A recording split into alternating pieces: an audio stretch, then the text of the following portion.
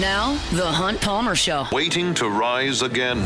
You're listening to The Hunt Palmer Show. Brought to you by Corks, Cajun fried fish and shrimp on 104.5 ESPN Baton Rouge. This is the moment you've all been waiting for. Locking down the middle of the day. Live from the Mercedes-Benz of Baton Rouge studio. This is Hunt Palmer.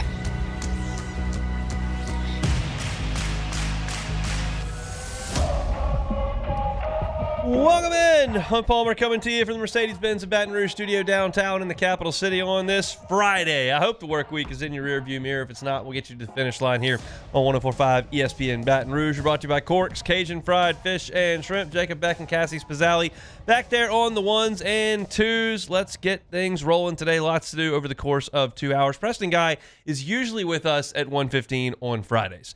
We're going to bump that back to 2:15. Darius McKenley, Dominic McKinley's younger brother, is set to commit right now. Preston's going to have to cover that for Tiger Bait.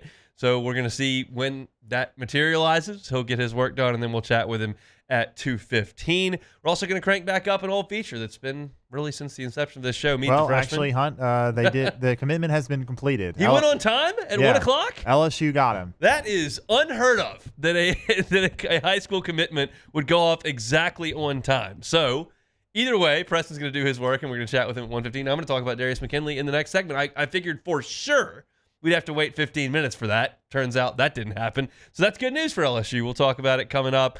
We're going to do Meet the Freshmen in the second hour as well. We'll go through LSU's entire freshman class over the course of a couple of weeks. Charles Ross and JT Lindsey will lead things off today. We'll talk about that. Ronnie Rants going to jump to board a little bit later. I'm going to finish off my position series with LSU, and we've gone around the depth chart. We'll talk about safeties today.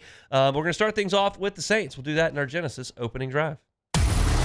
It's time for Hunt's Opening Drive, presented by Genesis of Baton Rouge. Let's talk Saints. Let's talk running back specifically. Last year, Alvin Kamara set a career high in rushing yards as a Saint. He could have run for 1,000 yards if he wanted to. Essentially, the Saints decided they didn't want to push the envelope for a fledgling team down the stretch, for a veteran running back who they just signed to a 2-year extension, who was beat up all year. But if they wanted to, they could have fed him the football a little bit more, and he would have run for 1,000 yards last year. But I think the Saints would like to ease his workload a little bit this year. I think that stands to reason. Alvin Kamara is 30 years old. He's got a lot of wear and tear on him from the NFL. Still a productive player. Maybe not quite the player he once was, but still very productive, tough as nails, versatile, able to catch the ball exceptionally well, and they got to block better for him. But this is not really an Alvin Kamara segment here. This is a segment about who's next. And I was listening to After Further Review yesterday, Matt's show that follows me here, and he had Jeff Duncan on. And Jeff Duncan, who's covered the Saints for a quarter century, said he thought the biggest position battle on the team was the backup running back. Most hotly contested, most questioned battle on the team, outside of quarterback, obviously. And he said he doesn't think that's a good thing. And I understand that. Like, you'd like to be a little bit more settled there. You do have options. You've got Cam Akers. And I feel like, this is a personal thing, I feel like Cam Akers is 100 years old. Because I remember following Cam Akers on the recruiting trail when he was a junior in high school. Cam Akers is not 100 years old. He's 25. This will be his year 26 season. He started his career with the Rams and played there for 3.5 years, went to the Vikings, and has played with the Texans as well, split time between the Vikings and Texans last year. Cam Akers has not been a wildly productive back in his 5 years. He's talented. He was a 5-star recruit. He had a great career at Florida State, and he got off to a really nice start as a rookie for the Rams. He ran for 625 yards in 13 games, scored a couple of times, averaged over 4 yards a carry, was productive, not dominant by any stretch, but productive. And he had his run there, and then he went to Minnesota, and I would suggest that was a mediocre run there of 6 games in the first season he was there. He ran for 138 yards total. And then you go to Houston this past year and you start a couple of games and you carry the ball 40 times for 147 yards and a touchdown. He's only scored 13 times. at this point, he's kind of a journeyman, but he's not old. So he's a proven professional. You know he can play the position. Is he going to be a star? No. Clyde Edwards-Helaire is another guy we've known around here for a very long time, since he was in high school. And he was a first-round draft choice of the Chiefs. Off that 2019 team, you're thinking that is such a great fit for him. They've got all these bells and whistles on that phenomenal offense with Patrick Mahomes, who at that point was still a very young quarterback, and Andy Reid's coaching, and they're gonna use him like crazy. And it just never really materialized. He was a starter his first year, started 10 games his second year, and then over the last 2 years he was in Kansas City, only started 9 times total, and over those 2 seasons ran for 525 yards. So the Saints pick him up. He's obviously dealt with some things off the field. He played 2 games for him last year, but he's not old either. He's 25. So these are not guys that are way past their prime. They're just guys we've known a long time. And they're here to try to win a job. And they might. Cam Akers might be the best option as the backup running back. Clyde Edwards-Helaire might be the best option as a backup running back. I contend that the best option as the backup running back would be Kendre Miller. And I only say that not knowing that Kendre Miller's skill set is significantly better than Cam Akers and or Clyde Edwards-Helaire's. I say that because there's some upside there that we may not have seen. My contention is, at this point in Clyde Edwards-Helaire's career and Cam Akers' career, you kind of know what they are. They're middling backs in the NFL, which is a heck of a career accomplishment to hang around in the NFL for 5, 6, 7 years.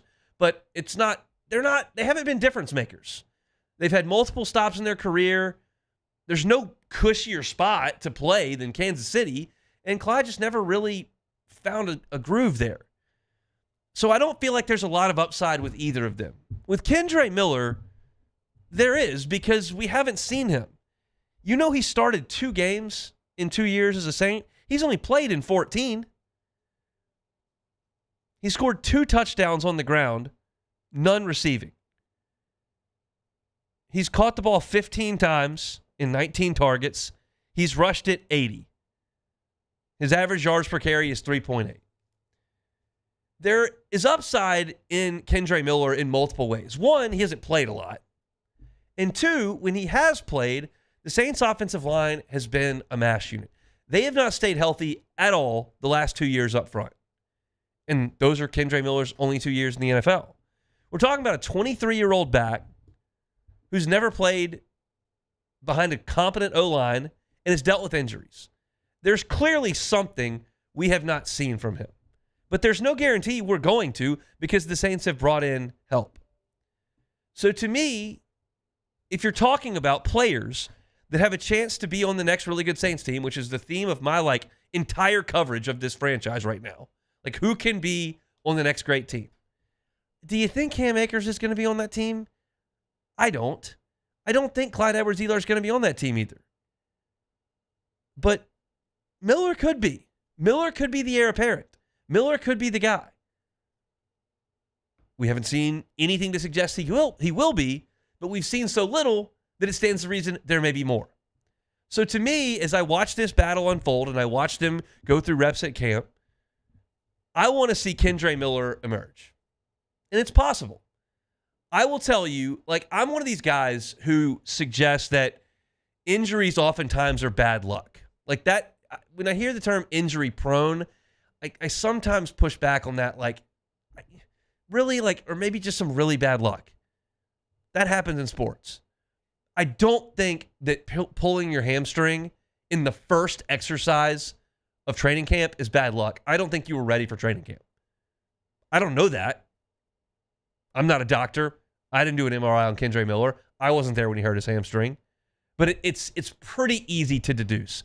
I don't think he was ready for training camp last year. But maybe that injury and then the way that Dennis Allen handled it, and you heard him just dismiss Kendre Miller in every way, maybe that lit a fire under the third year back. Maybe that is what he needed to get things going. The Saints clearly saw something in him that made them want to take him where they did in the draft. And we haven't seen any of that in black and gold. So to me, I look at Kendre Miller and I go, okay, you've got two guys in here that are looking to take your job and get you cut. That's why they're there. I hear Hester talk about that all the time. When somebody comes to the facility and they're working out or they're in training camp, their job is to make sure you get cut. And maybe there's a fire under him that's going to allow that breakthrough that we've been waiting on. Because if he does, that is a big positive for this team. The two positions I've harped on as far as young talent with this roster are offensive line and corner. The returns on offensive line have been very, very good. Fuaga had a great year last year. They really like what Kelvin Banks looks like a week in camp. Looks like Kool-Aid McKinstry's really turning heads out at corner. Like, you're starting to see some things. Quincy Riley's made a couple plays. I'm ready for that report to come out on running back with Kendre Miller. Maybe Devin Neal is the guy. I wouldn't push back against that completely. But Miller's upside is probably greater than any back they've got in training camp. If he can break through, that's another piece to the foundation the Saints can add. But there's no guarantee of that. He's got to go out there and do it. And there is plenty of competition nipping at his heels day in, day out.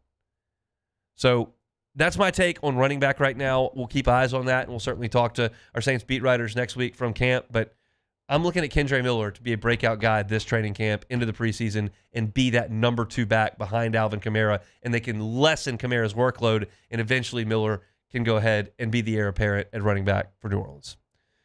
Saints coverage brought to you on LouisianaSports.net and right here on the Hunt Palmer Show. And you can see it at Hunt on Saints on YouTube or wherever you find your podcast. Hunt on LSU, Spotify, Apple Podcasts, Google, wherever you find your Saints coverage. Hunt on LSU. Appreciate y'all subscribing up to the channel. They are certainly in full swing down there in New Orleans. All right, reschedule change. We're going to throw Preston Guy back in at 1:15 because Darius McKenley cooperated and went on time. So we'll talk to Preston Guy coming up next. The Hunt Palmer Show. Genesis of Baton Rouge. GenesisOfBatonRouge.com is the website. Every car that's on the lot is online at GenesisOfBatonRouge.com. How about this? You hate dealing with the oil change. You hate getting the maintenance done. It's just a nuisance. It takes up your whole morning. I hate dealing with it. Well, don't deal with it. Go ahead and be a Genesis driver. They come to you. They drop off a loaner. So even if you do have to get mobile, you are while your car is being serviced.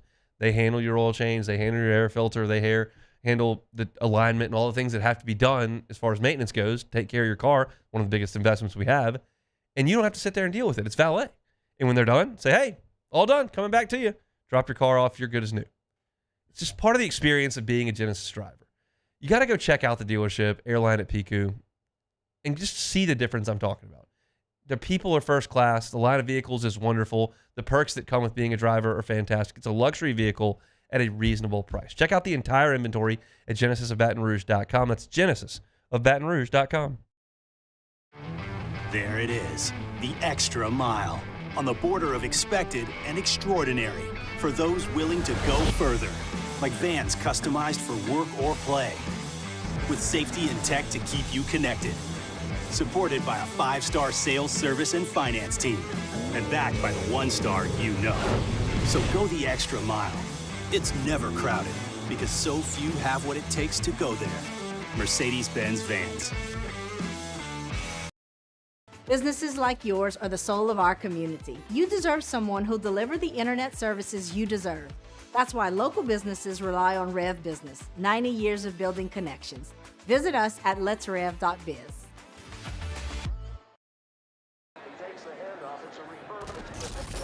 When you can't rely on technology, you can rely on Mountain Cold Refreshment. Dave's back on. Coors Light. Choose chill.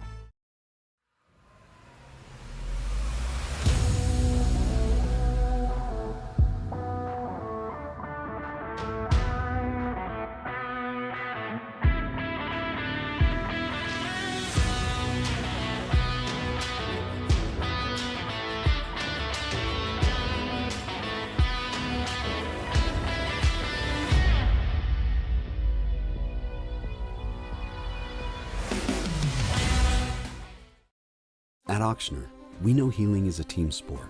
That's why we've partnered with world-renowned orthopedic surgeon Dr. James Andrews to create the Ochsner Andrews Orthopedics and Sports Medicine Institute. Whether you're a professional athlete or a weekend warrior, our team of specialists are dedicated to getting you back in the game. So whatever your reasons are for reaching your personal best, we've only got one: you. Ochsner Andrews Institute. Long live you. Family owned and community driven. Service Chevrolet Cadillac, a legacy you can trust since 1972.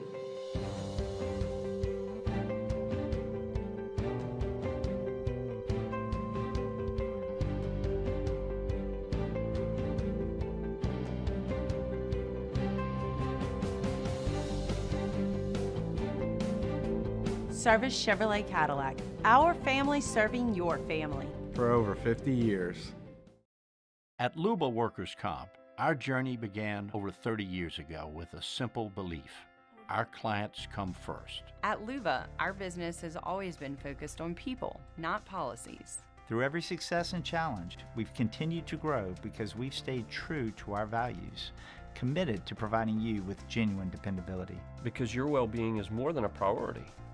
It's our purpose. You're listening to The Hunt Palmer Show, brought to you by Corks, Cajun fried fish and shrimp.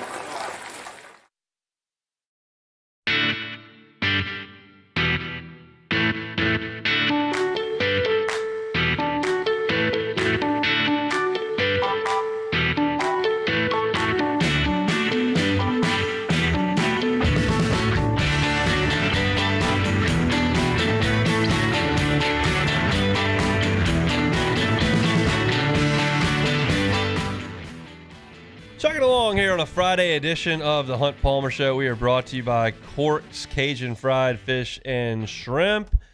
Get on by and see them for late lunch. Government between Foster and Jefferson. You can find the menu online at corksfishandshrimp.com. Jumbo Gulf shrimp, delicious crispy fried catfish, shoestring fries as well. Just awesome, awesome stuff over there at Corks. They got great po' boys as well. If you want to go by and check them out, or if you want to get catering, they can handle that as well. The Big Haul is very popular for a big size family or big gathering that comes with 10 strips of catfish, 30 jumbo shrimp, some coleslaw, a box of fries, 8 hush puppies, 5 rolls, and your choice of sauces. I highly recommend the Cork sauce. Fantastic stuff over there at Corks to bring you our Friday shows each and every week. Chat with Preston Guy, tigerbait.com. Good enough to give us a little bit of time here. How about that? Darius McKenley goes right on time. That never happens with high school kids. You know, hey, look, Hunt, I will say this is likely the best part of the Hayes Fawcett era, when they just have a scheduled tweet that goes out right on time. Yeah. Man, you know how many ceremonies I've been to where they start 20 minutes late, then they have 45 minutes of thank yous, and then the kid goes up there and, you know, he throws 6 fake hats on the floor just to whip out a puppy or something, you know. This is the one nice part of it, but you know, we still sometimes get a little bit of that here and there. But yeah, no, it's very timely. We did not have to move our call around. I was expecting to be sitting by my keyboard waiting to publish a story, but we knocked that out 15 minutes ago. Love to hear that. All right, let's talk about LSU's team on the practice field. I don't know if you've had a chance to get out to practice yet, but anything that has stood out over the first couple of days for you, whether it's via reports, whether it's press conferences, anything that's been of note as camp cranks up? Can I give you a little bit of a boring answer? I have trouble determining too much with guys in short. Yep. In abbreviated practices. What stood out to me, Brian Kelly is putting a big emphasis on acclimating to the weather. That's interesting to hear. What stood out to me is the messaging of let's go 1-0. Let's beat Clemson. We're not going to just look at this as like we're preparing. We're preparing for the first game right now. It's such a major focal point to go out there and win the opener.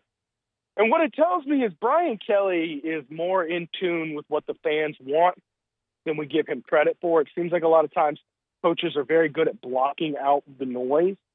Fans want to win the opener. I promise you, if you ask fans, media, and probably players and coaches too, if you had to pick one game on this schedule to win, it might be that opener Clemson, just to get that opener monkey off your back. It's been half a decade. So the messaging is a little bit of a surprise. A few players, Destin Hill is one who has caught me as, well, that's a guy I expected not to really contribute this year, but he looks crisp out there. Blake Baker and his moves, we have to see if he has any eligibility to play quarterback for LSU. He might take Juwan Johnson's spot from what I'm seeing. There was a little video there of a nice little read option juke there by Blake Baker, who always has fun with the cleats on out there at practice. Let's talk about his position group. The two Weeks brothers were on the inside with the first team when we went out there on Wednesday. Did that surprise you a little bit? Not particularly. Maybe Davin Keys, I thought, would earn the starting spot there. But, Wes Weeks is a veteran guy who has played some ball. You can't tell me those two don't have chemistry with one another. I mean, they grew up together. So, maybe that's good. I like having veteran guys out there at that spot just because you're in the middle of the defense. You get to read so much of the defense. I believe Davin Keys is probably the more talented player than Wes Weeks, not Whit Weeks, but Wes Weeks. But Whit Weeks, I mean, you cannot count out his veteran presence and how long he's been a part of this system, chemistry with his brother there. And then, of course, sometimes I guess you count Starr as a linebacker too, although it's more of a hybrid role. I like having Harold Perkins there on the edge, causing havoc, Let those two clean up the runs inside and let Perkins do what he does out there. It's hard to say you don't like what you got there. I'd say linebacker is one of the few positions where you'd like to see some more depth develop. Probably your starters stand out more than your depth at that position. And I'd say the opposite is true for most other positions on this team. Well, if you look at it, like running back and linebacker are the only two positions on the field that they didn't add a transfer. And they had 5 true freshman linebackers that came in. So I wonder if that's confidence in the 5 true freshmen they brought in or the fact that they just didn't see a linebacker that they liked. What is your take on that? Probably a little bit of both. I do know they were being particular in the portal and only taking guys they wanted. But, I mean, you look at it and, you got Wes Weeks who surprisingly came back for another season. They were kind of expecting him not to redshirt, but he did. I mean, he got to play 5 games last year, which is a little egregious in my opinion. But, the bowl games don't really count for much. Okay, roll them out there. They like Keelan Moses. They really like C.J. Ross. I think he's one of the just really underrated guys coming in. And, if you look at it, a lot of true freshmen. They like what they had out of Keys, and I don't think there was too much of a reason to bring in a transfer guy, but now you do find yourself in a position where you've got starters, you've got Keys as a guy you trust really, and then you're really hoping one of these younger guys can kind of step up and be able to give you some quality depth. Yeah, I think Ross is the guy that they would look to there. He was running with the 2s on Wednesday, and he was an early enrollee. I'm going to talk about him a little bit later on in the show. Let's zoom out even further, Preston. I was looking over some of the numbers on defense last year, and in my opinion, if you take out 2023 and just evaluate 2024, they were bad on defense. Like if you compare it to 2023, it was an improvement. Where do you stand on that conundrum? Yeah, defense wasn't good enough to win a championship last year. Although I'll argue last year's defense with 2023 offense probably is good enough to win it all.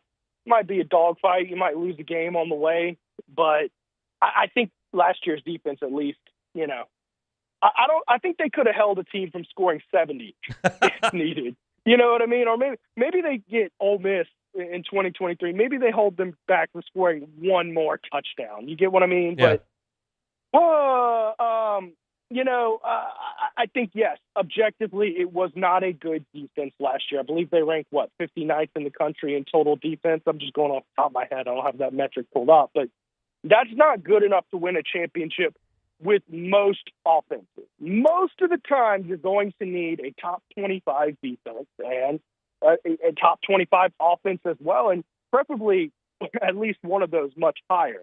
If you look at the 2019 defense, it actually ranks a lot better than you would think. I believe it was in the 20s in total defense, particularly the way that defense was playing toward the end of the year. So, yes, I think you need a good defense. You need good on all phases of football, defense, offense, and special teams, preferably with one of those units being great. And I think both the offense and the defense have the potential to both be great, meaning higher than like a top 25 type unit. What do you think the strength of the defense is going to be? Well, edge rushers. A lot of people think I'm crazy, but I'm looking at these edge rushers. You realize you're bringing in a guy like Patrick Payton from Florida State, who, by all accounts, is an absolute just pass rush, one of the better pass rushers in the country.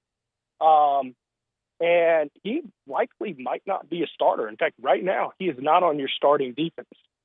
Period. That right there tells you what you need to know about these edge rushing room. I mean, Gabe Relaford, he's a stud. I mean, Jamari Butler, we're talking about a fifth-year veteran player coming from Nebraska, and he's not even somebody anybody's talking about. Then you go down the list. Look at Dylan Carpenter. Look at how physically chiseled Dylan Carpenter is. And you cannot tell me that guy is not capable of playing football, okay? But he's a guy who's barely making the third string. I think your edge rushing room and ability to get after the passer, in my opinion, will be the strength. Of course, we're not going to see that in fall camp yet because they haven't put on pads. So everybody likes to ask, well, how do the linemen look at first week of practice? And it's like, I don't know, man. You literally cannot tell you much other than how they physically look until they wear pads. So hopefully we had a good look. Maybe tomorrow they give us a little bit of a look at that, maybe some shells tomorrow. And then to kind of piggyback off of that, is there a biggest concern you have on defense? Biggest concern on defense? Well, I'll tell you what, the defense, I don't have as big of a gaping hole as, say, offensive line, although seeing the starting lineup yesterday, I'm encouraged. Safety, I'll say safety, but here's where I stand on the defensive backs, okay? Maybe the safety room doesn't look up to par, but particularly if DJ Pickett develops into like a Derek Stingley type impact that he has, not even saying he has to be as good as freshman Derek Stingley Jr., but just he's on the field and contributing like he looks like he can. I have trouble believing you can't find four studs in this defensive backfield. You can't find four guys to go out there and be SEC players. I have a lot of trouble believing that. Now, whether it's your safeties that end up playing safety or maybe you have to scoot a corner over to safety to get that, I don't know. But I'm just telling you, I have a lot of trouble believing there won't be four guys ready to go. Got a lot of options. I feel like across the board on this roster, the floor is very, very high outside of offensive line. Just a matter of how high is the ceiling and how close do they get to reaching that. It's kind of all over the board. It's kind of my take on the situation. I know you all are busy over there at Tiger Bait. Tell everybody now that camp's fired up what you got coming. Well, my live show returns Monday night with Zach Nagy of Sports Illustrated. So y'all can come talk to me, and we're going back at it for the next 6 months. We'll be going live until February, so we'll do that. So y'all make sure to follow YouTube channel, Facebook page, and check our website out. Of course, you can catch all that. And, of course, I'll be posting it all to my Twitter. You can follow me, PGuy77. And it's a great way to keep up with all of it. We'll see you tomorrow out on the Ponderosa. All right, Hunt. See you there. Preston Guy, TigerBait.com, with us on Fridays talking football, and football's here. Looking forward to getting out there and checking out some practice tomorrow. As Preston mentioned, hopefully they put some shoulder pads on tomorrow. That makes practice a little bit easier to watch. Tough to evaluate linemen run around in T-shirts. It's just not a lot you can glean from that, but if they can put themselves on, they'll get a little bit more physical, and we'll have a little better chance. We'll get to watch the entirety of practice tomorrow. I think we get to film the first 3 sessions, which doesn't really apply to me anyway. I'm just taking notes the whole time, but as far as footage goes, you can probably see the first 3, and then we'll have practice reports coming up, and then we get to talk to some players tomorrow after practice as well. So looking forward to a little bit busy Saturday morning coming up tomorrow. Friday show is brought to you by Corks. We'll come back and finish up our look around LSU's depth chart with the safeties. Doing that next. The Hunt Palmer Show. Bayou Chrysler Dodge Jeep Ram is taking $22,500 off MSRP on the brand new 2025 Ram 1500 Laramie with $22,500 off MSRP with a complimentary 7-year powertrain warranty that comes with all new Bayou Automotive vehicles. If you need sales or service, the crew at Bayou Automotive is going to do right by you.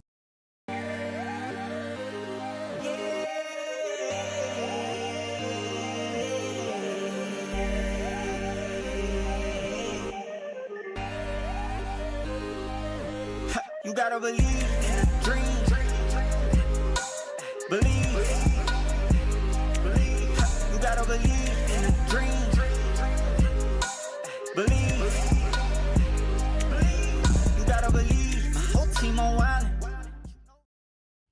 Coast Bank and Trust is giving our customers the power to bank anywhere, anytime during this challenging event. And we're right there with you. Our mobile banking app is a smart way to manage your money and time.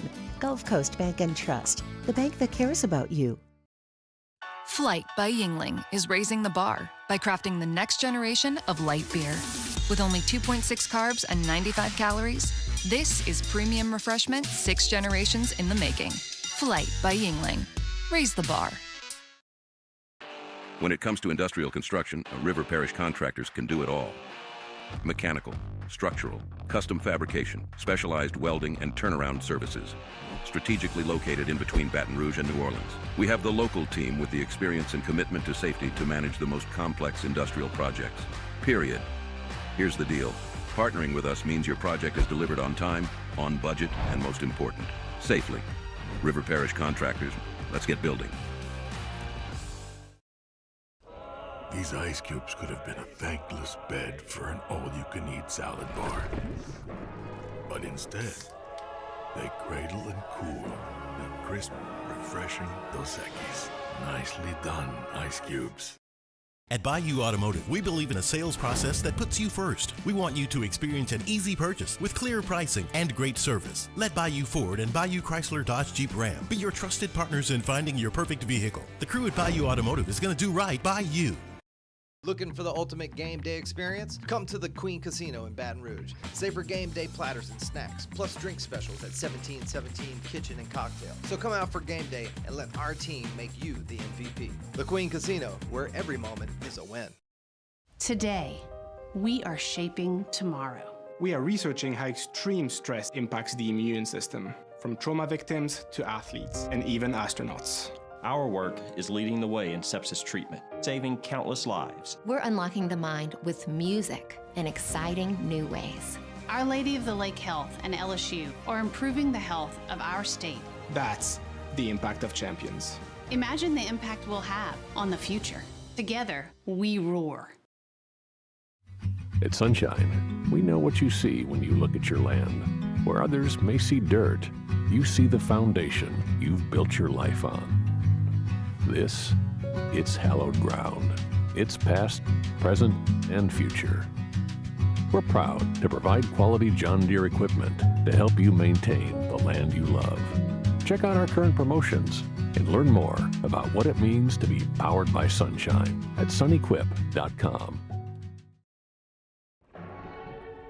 These are the luckiest ice cubes in the world. They could have been a thankless bed for an all-you-can-eat salad bar. But instead, they've been called upon to cradle and cool a crisp, refreshing Dos Equis. Looks like. This is the Hunt Palmer Show, brought to you by Corks, Cajun fried fish and shrimp.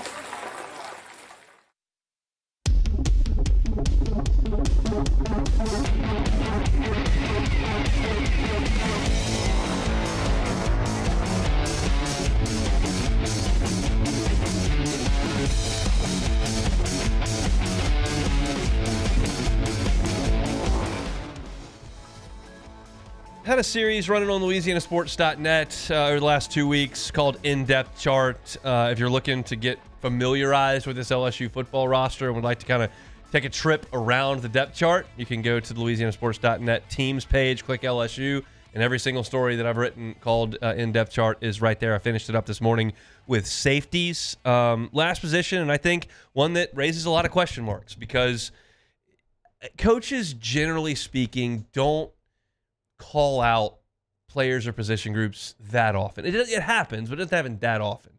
Brian Kelly, multiple times last year, talked about how the safeties have to play better and we have to limit the menu and we just need simple assignment football and we're not even adding anything to their plate. He was consistently harping on the fact that LSU's safety play was not good enough last year. And so the issue is that they've got to get a lot better this year. And they've added 4 new faces, 2 from the transfer portal that are expected to come in and likely play. And you've got 5 guys back as well. You lose Major Burns. He graduated, signed with the Bears. We'll see if he can make that team. Sage Ryan transfers to Ole Miss. Jordan Allen and Kylan Jackson were young guys on last year's team. Allen transferred to Houston. Kylan Jackson transferred to TCU. So you do have 5 guys back. Jordan Gilbert returns. He played last year with a separated shoulder. Javian Toviano is back for his junior year. Deshaun Spears is back as a sophomore who we really, at this time last year, were picking him to be a breakout guy. And you saw that over the course of the first month, like he was playing. He played 148 snaps the first 5 games. The last 5 games, he played 30. So he was playing early, and then they hit that first bye week, and they just said, no, we're going with Major Burns and Sage Ryan and Jordan Gilbert. Sit down, freshman. So Kylan Jackson didn't play, and Deshaun Spears didn't play, and so you didn't see those guys develop last year the way that we thought they might. But he's back. Joel Rogers is back for a redshirt freshman year, and Austin Osbury, who went to Auburn for a couple of years, has come back, and he's back on the team as a redshirt junior after last year. So those are the 5 guys you bring back, and then you bring in Tamarcus Cooley from NC State. You bring in A.J. Halsey from Houston, and then a couple of freshmen, Jacob Bradford from Catholic. Jace Thomas comes in as well. And you've got a lot of depth. I mean, you're talking about 9 guys who are safeties on this roster. So depth is not an issue. The issue is who's going to play. And I will just start with this before I even start breaking down why this and why that. A.J. Halsey is going to play. I say that for 2 reasons. A.J. Halsey has been massively productive in his first 2 stops in college. Massively. He started his career at New Mexico. He made 24 tackles in 1 game as a freshman. It was the most anyone's made in like 4 years in D1. And so after a great freshman year at New Mexico, he goes on to Houston. He was the Big 12 Newcomer of the Year his first year at Houston. And last year, tied for the Big 12 lead in interceptions, graded an 85.8 in coverage by Pro Football Focus, and was first team All Big 12. He was incredible at both of those stops. And then you go out to practice, which is the second layer of this, not just on paper what he did at New Mexico and Houston. Then you go out to practice, you look at him. He's not 6'3" like Deshaun Spears, but he's 225 pounds, and you can notice. He's a big dude. And so when I put those 2 together, what he looks like on the field and what his stats look like on paper, and I look at what LSU was at safety last year, Halsey's playing. Period. It's just a matter to me of who's next. And Halsey was running with the 2s on Wednesday. That's not going to last. I refuse to believe that. I think that's because he didn't come in the spring. He's getting acclimated to LSU and the defense and the calls and how practice runs. By the time this thing rolls around 3 weeks from now, he will be on the first team. Right now, my pick is that he will be joined in the backfield by Jordan Gilbert. Jordan has been an average SEC player at 2 stops now at A&M and LSU, but he's played a lot in those 2 stops. You're talking about a guy who started 21 games for an SEC program. His grades last year for PFF were not good. 57.7 overall, 55.1 in tackling. He was really poor in tackling against Alabama and Texas A&M, missed 4 total tackles in there. His tackling grades were 25.2 and 27 in those 2 games. And obviously, the quarterbacks just annihilated LSU on the ground in those 2 games. And that's not Jordan Gilbert's fault. That's everybody's fault. Everybody on defense was atrocious in the second half of the A&M game and the entirety of the Alabama game. Awful on defense the whole way. But the safeties didn't help because you were allowing big plays, and Gilbert was out there for some of that. And Toviano played a little bit last year. He started at corner his first year when they were out of guys to play cornerback, but moved to safety. He's played in 26 games. He's kind of been a depth piece. Not exactly the career arc you thought when he was a 5-star by rivals coming out of high school, but he's a big kid, physical kid, and he's played a lot of football. And Spears is the wild card here because he didn't work with the first team or the second team on Wednesday when we went out to practice. That was disappointing to me a little bit. But again, it's the first day. There is potential in there that's massive because of his size at 6'3" and his speed. When you go out to practice and you see Deshaun Spears, he looks like Eric Reed. Not the 49ers Eric Reed, but Eric Reed when he got to LSU. And Eric Reed, when he got to LSU, by the end of his freshman year, was starting. So Tamarcus Cooley is a guy that I haven't talked about in this segment just yet, but he's versatile. He played nickel for NC State last year. I think he's going to play nickel for LSU. I'm not sure what Harold Perkins' role is with that, the star and the nickel, and does Perkins come off the field, or when they go to nickel, does he go down to the line of scrimmage? Like, that's something they'll have to work out. But Cooley's going to play down around the line of scrimmage a good bit. He was an excellent tackler last year at NC State. He was a great run defender, graded 81.3 against the run. His coverage grade was also an 80. He's 6 feet tall, not very tall, maybe a shade under that, but he'll get in there and hit you. Also had some interceptions, 2 of them in the bowl game last year. So you look at this safety depth chart, and here's how I read it right now. To me, not what I saw at practice, how I would read it. Halsey and Gilbert as the starters. Deshaun Spears nipping at their heels. And then Tamarcus Cooley moving down. That's how I see this group. I don't know that I see a huge role for Javian Toviano. He was running with the ones on Wednesday, so I could be dead wrong on that, but that's my read on it. And maybe Toviano and Spears are the top 2 guys. Maybe Toviano kind of backs up Tamarcus Cooley. That's to be determined in camp. But I think this group is going to be significantly better than last year. I think last year's group was very poor on the whole. That's why LSU gave up massive big plays week after week. LSU allowed the most 50-plus yard plays in the SEC last year and were 15th in 40-plus yard rushing plays. The only team that was worse at allowing big plays on the ground was Kentucky, and they went 1-7 in the league. So they got to get better at this. I think Halsey is an immediate massive upgrade. I think Gilbert's going to play better with a healthy shoulder, and I think that Spears has a real chance to grow into something. They've got to get this right because the massive plays against South Carolina and Nichols and Alabama and A&M have to stop. And that, in part, is due to safety play. I'll live with not being the best coverage guy and giving up a couple of 15-yard out routes. Like, I'll live with that. I cannot live with Rocket Sanders and Lenoris Sellers and the Guggenheimer kid and Milroe and Marcel Reed running wind sprints all over the field because LSU can't stop them at the second and third level. That has to stop.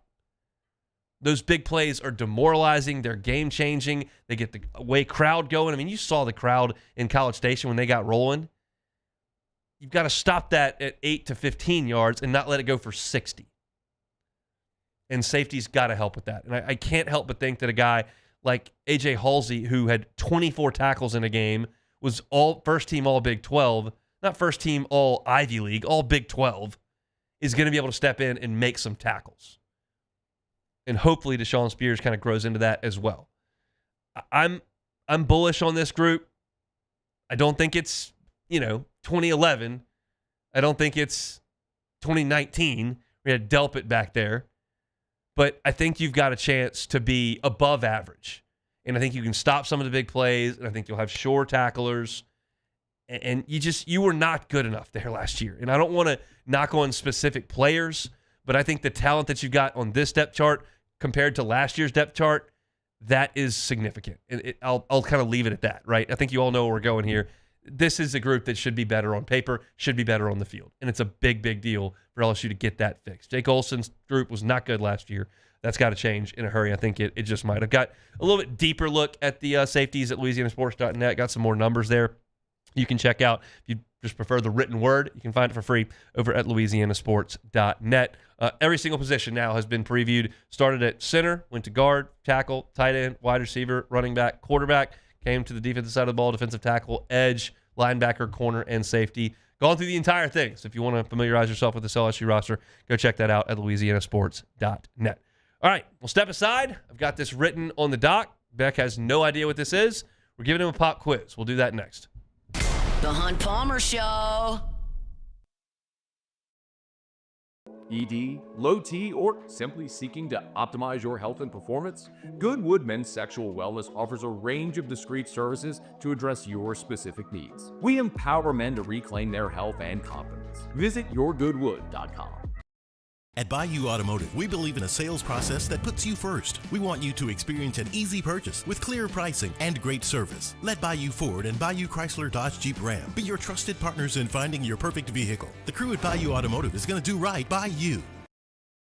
The Windsor Senior Living Community in Mandeville, Louisiana is a beautiful, vibrant apartment community geared towards seniors.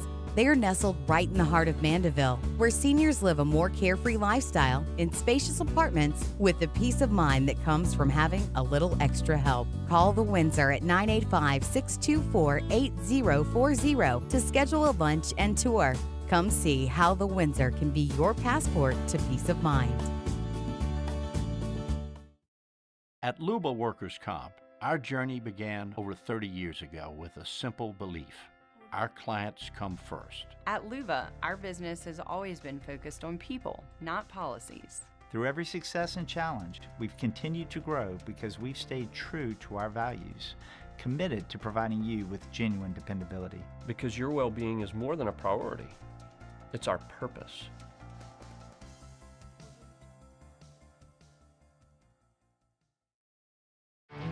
There it is, the extra mile, on the border of expected and extraordinary for those willing to go further, like vans customized for work or play, with safety and tech to keep you connected, supported by a 5-star sales, service, and finance team, and backed by the 1-star you know.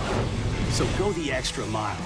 It's never crowded, because so few have what it takes to go there. Mercedes-Benz Vans. Breck teamed up to reimagine your parks, and you imagined big. With your help, we went to work, creating 12 beautiful community parks across the parish. A family-sized water park, miles and miles of trails, and parks just for your dogs. There are more places to splash, to explore, to run wild, and even soar. You imagined, we delivered gold. Breck, your #1 park system in the nation. Bayou Chrysler Dodge Jeep Ram is taking $22,500 off MSRP on the brand new 2025 Ram 1500 Laramie with $22,500 off MSRP with a complimentary 7-year powertrain warranty that comes with all new Bayou Automotive vehicles. If you need sales or service, the crew at Bayou Automotive is going to do right by you.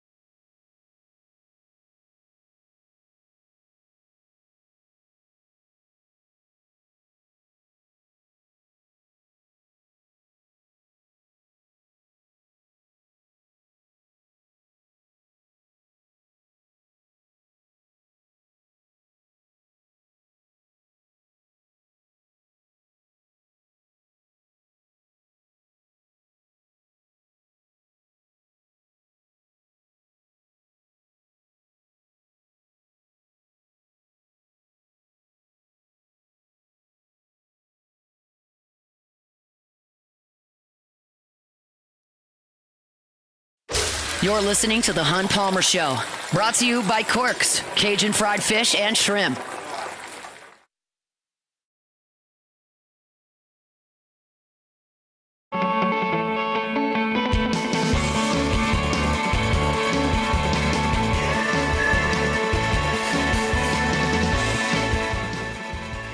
Working towards the weekend, just about there. Friday edition of the Hunt Palmer Show, brought to you by Corks, Cajun fried fish and shrimp. Busy second hour. We'll start with Ronnie Rants, Rougarou in the championship game tomorrow, so we'll talk about that with Ronnie briefly. We'll get into our Meet the Freshmen series, start with a couple of guys, one on the offensive side, one on the defensive side of the football, and so got some LSU football that we want to get to. Tigers got a commitment within the last hour. But to close out this hour, it's time to quiz Jacob Beck. Can we have some music here, Beck? What do you think this is about? I'm guessing it has to do with the fact that I'm supposed to be having a child soon. You will not be having a child soon. That's the first wrong thing you've said. But yes, y'all will have a child very quickly here within the week. So we got to do some quizzing on how much Jacob Beck actually knows about parenting. I've done this twice. I'm absolutely an expert in this field. Yeah. No question about it. I've definitely not asked you. Flawless performances over the past 2 pregnancies by me and deliveries and infanthoods. No mistakes at all. So let's see how Jacob Beck does. When was the last time you changed a diaper? So it would have been my little brother, little sister. It's been at least 10. It's been about probably 14 years. Maybe. Give me your process on changing a diaper here. There are a couple of key things we've got to get figured out. Process? Yeah. Well, first you have to clean the baby. Yes, that'd be good.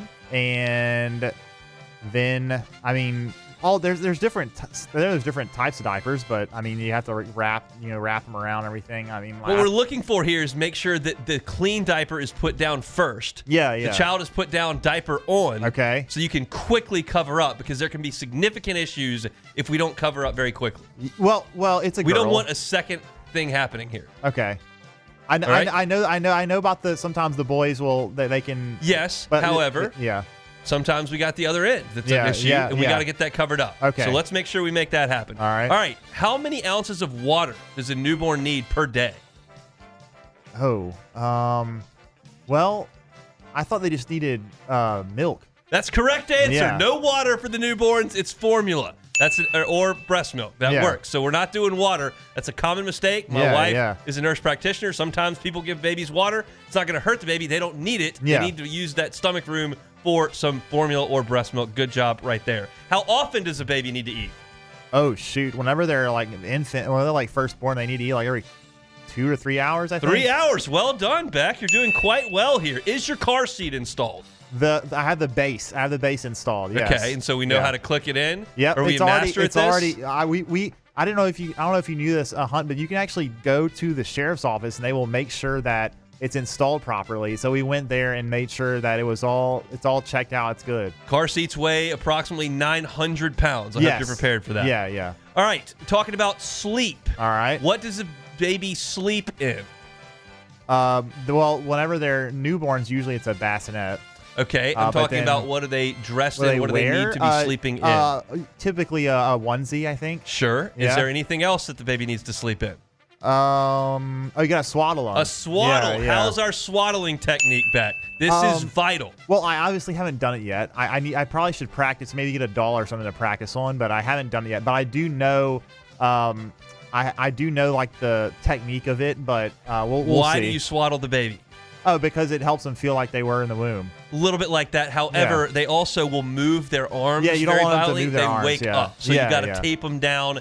If you don't swaddle properly, it will cost you sleep. Yes. The baby doesn't really care. It's too young to No, know. It's it just ain't, going to no. cry, whatever. Yeah. But you want to sleep, you need to get the swaddle Okay. correct. That's a big, big deal. Does the baby sleep on its back or on its You belly? gotta sleep on the back. Gotta sleep Yeah. on the back. That is Yep. correct. Beck, I'm going to say that's a short little list of the things that I wanted to hit as the high points. That was not a bad performance. I told you, Hunt. I actually told you this earlier today.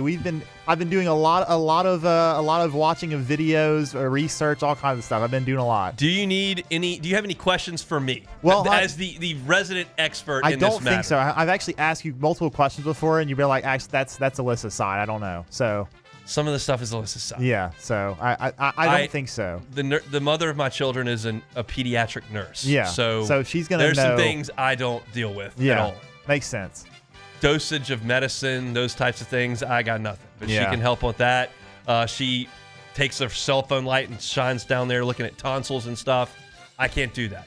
But it's all about support. Like, how is your nervous and anxiety level here? I'm okay right now. I'm okay. I think.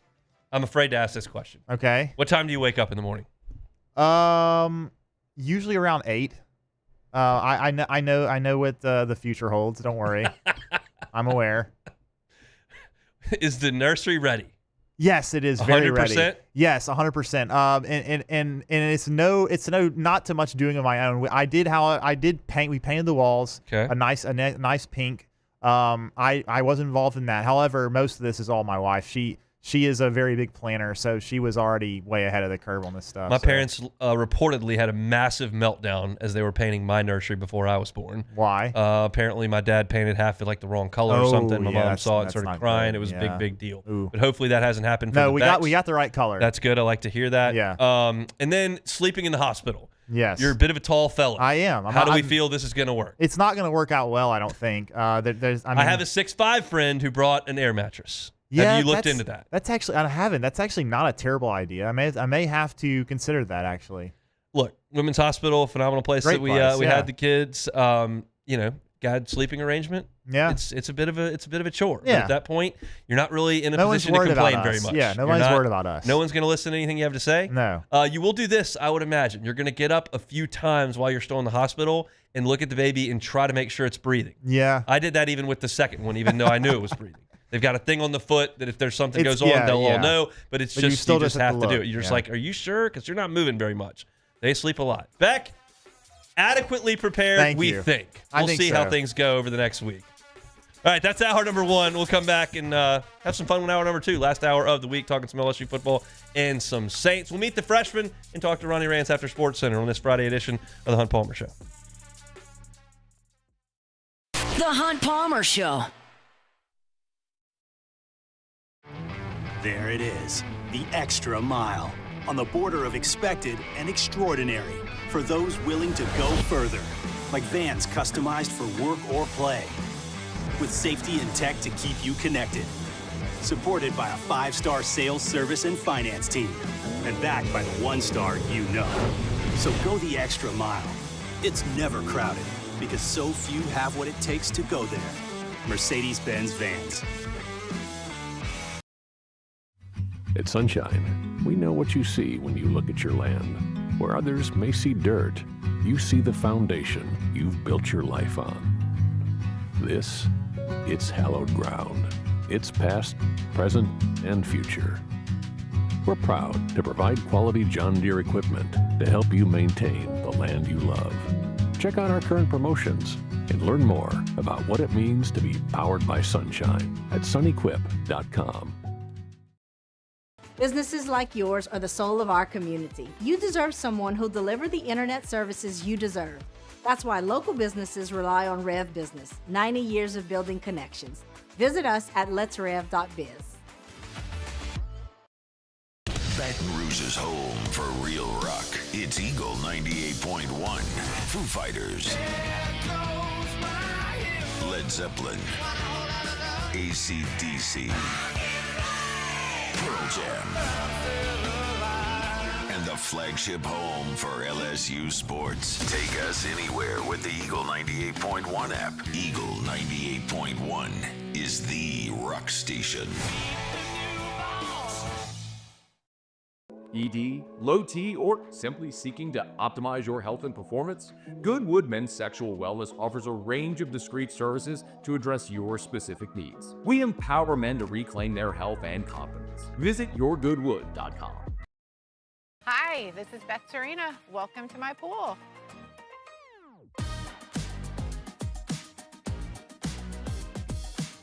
The first time I saw this beautiful pool, it exceeded every expectation that I had. They were able to get everything we wanted in this pool. It is a beautiful pool. We live out here, we eat out here, we watch TV out here. This is like our living room outside. We love this pool and everything about it. When we decided to build our pool, we called a great friend who is one of the best pool builders in the country in North Louisiana, and we said, who would you choose to build a pool in Baton Rouge? And without a hesitation, he told us Russell Pools. He said their history, tradition of great builds, great pools was unmatched. So of course, who did we call? Russell Pools. The advice I would give to anyone looking to build a pool is first call Russell Pools. They'll do an incredible job. It'll be incredibly organized. It'll be time efficient, and you will have your pool in no time.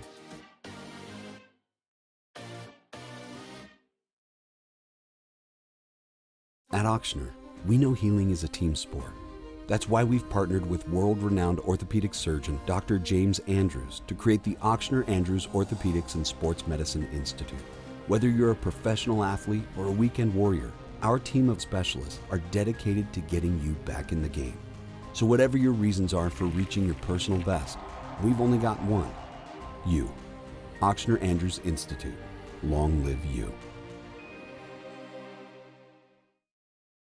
River Parish Contractors has immediate openings for structural steel shop fabricators. Call or text Big Jake today at 318-547-1000 or go to rpcontractors.com and click on employment. River Parish Contractors. Let's get building.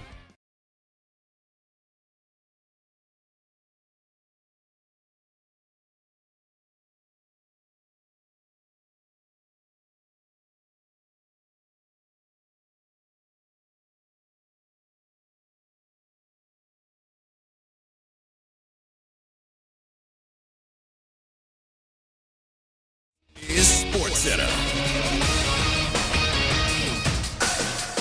I'm Doug Brown with breaking news from the NFL. Cowboys defensive end Micah Parsons posts on social media today he wants to be traded.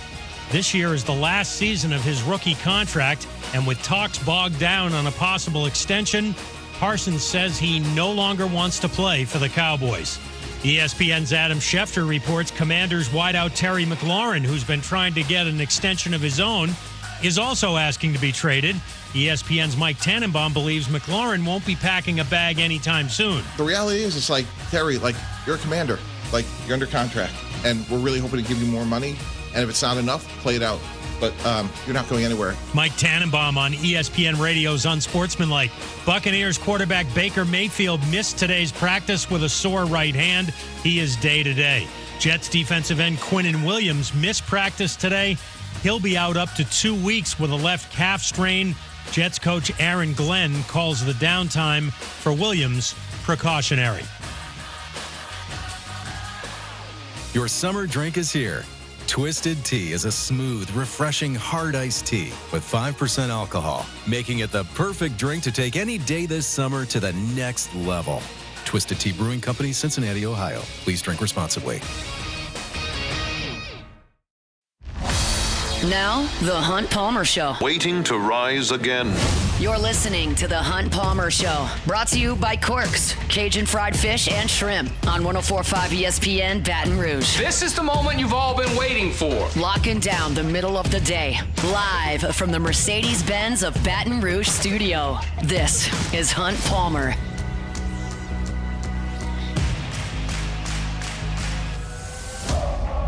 Hour number 2. Final hour of the week here on the Hunt Palmer Show. We're brought to you by Corks, Cajun fried fish and shrimp. LSU picked up a commitment about an hour ago. We'll talk about that in our next segment. We're going to meet the freshmen as well. But I was thinking about this earlier today. You know, the Cubs were a fledgling franchise for a lot of years, and Ricketts family came in, purchased them, put Theo Epstein in charge. They started to put the pieces together, and finally climbed the mountain in 2016. It's a very similar story here in Baton Rouge, where Ronnie Rants takes over the Baton Rouge Rougarou. He puts Casey McKenzie in charge. And it took a couple of years to get their feet on the ground. But now, playing for a championship tomorrow night at Pete's Goolsby Field, we bring on Ronnie Rants of the Baton Rouge Rougarou. Now, does that sound about right? Is that a fair parallel? I love the Theo Epstein, Casey McKenzie comparison. That listen, let me tell you something. Of all the good, nice things you could say about Casey, who does a great job, he will love that comparison. He's a Hall of Famer. Theo's broken 2 curses. Now McKenzie's got his chance tomorrow. Tell us what's going on at the Pete. It sounds like it was an incredible semifinal series. Yeah, you know, we in the Texas Collegiate League, the semis, you have the Louisiana division, the Texas division. We had to play the Acadiana Cane Cutters in a 2-out-of-3 series, and we won Game 1 on Tuesday 5-4. We lose on a walk-off solo bomb on Wednesday in Lafayette 3-2. So Game 3 came down last night, and our pitching was pretty good. And then Josh Shelley made one of the best catches you'll ever see to save a few runs. But it's a big night, and so now it goes down to the winner-take-all, one-game championship, sort of like the NCAA tournament of the 90s when Skip won 5 titles. You know, no more series, just one-game winner-take-all between Texas, who Victoria Generals came out of that side, and they'll be coming to Baton Rouge tonight, and we'll be playing them tomorrow night, 7 o'clock at Pete Goolsby Field. Sounds like got a little bit of beer special going for folks that want to show up tomorrow night. You know, the old end of the year, last game, everything must go, right? 2-for-1 beers tomorrow night. So, you know, from the time the gates open, look, it's 6 o'clock when the gates open. We got beat the clock special, 50% off all concessions from 6 to 6:30, 25% off all concessions from 6:30 to 7. not to mention 2-for-1 beers going on the whole game. So come on out, feed the family, and watch some championship baseball. Victoria is a very good team. We've got a lot of pitching left, so it should be a good matchup. What's been the difference for the Ruger this year? Obviously, y'all have had an unbelievable summer. I think it's the depth and the quality of the pitching has been the difference. You know, you live and learn a little bit. This is the fourth season that Casey and I have been in the Texas Collegiate League running the team, and you know, you learn that you need more pitching than probably you think you do. And oftentimes in the summer, you're not getting always that top tier pitching. You know, usually like the top 1 or 2 starters for every team in college, they don't go pitch. So you got a lot of stories. You got like guys who didn't get a lot of innings, or guys coming off injuries, or guys that are trying to move into a starter role that might have been a reliever. So sometimes you have those projects, and we didn't have that this year. You only had a lot. Everybody was healthy. We carried 18 to 20 pitchers on our roster the entire season, and that's been the difference. 7 o'clock, Pete Goolsbee Field tomorrow. You can get there at 6. 2-4-1 beers as the Baton Rouge Rougarou play for Texas Collegiate League final. Ronnie Rants will be out there. Ronnie, appreciate a little bit of time. We'll see you at the Pete tomorrow. Thank you, Hunt. He is Ronnie Rants, owner of the Baton Rouge Rougarou. It's going to be a lot of fun. I've said this a few times. I've gone out there and called some games for Ronnie and the Rougarou. It's good baseball. Wooden bat. Not a lot of home runs. Pete Goolsbee Field's a big pitcher-friendly park. But it's a high-level baseball, and obviously the stakes are going to be high tomorrow for one more game in the summer. These kids can take some time off after this, so they'll be fired up trying to win tomorrow. Should be a good environment, and you can go out there and get a couple of suds if you'd like. So appreciate Ronnie for jumping on and giving us a little bit of time here on this Friday. All right, let's bring it back. We've done it for 4 years. Let's do it again. We'll meet the freshmen. Meet the freshmen. Freshmen, meet the freshmen. They're the newest Tigers on the team. I want to talk about Charles Ross first, because I think there's a chance that Charles Ross could get to the field this year. Linebacker is a spot where LSU has some veteran talent. Obviously, Whit Weeks is a preseason all-conference, all-America type guy. And then you've got his brother West, and then you've got Devon Keys, who played kind of thrust into duty last year because West Weeks got hurt and you needed him out there. But beyond that, it's just a bunch of freshmen. And I think the best of the freshmen is Charles Ross. He is incredibly athletic. I talked about this when I previewed the linebackers earlier this week. But Ross is a track star in high school. He's not going to run track at LSU. Obviously, not all the linebackers that can run. They got Olympians running for LSU. But he was a track guy in high school. And he's also 6'1" and 225 pounds.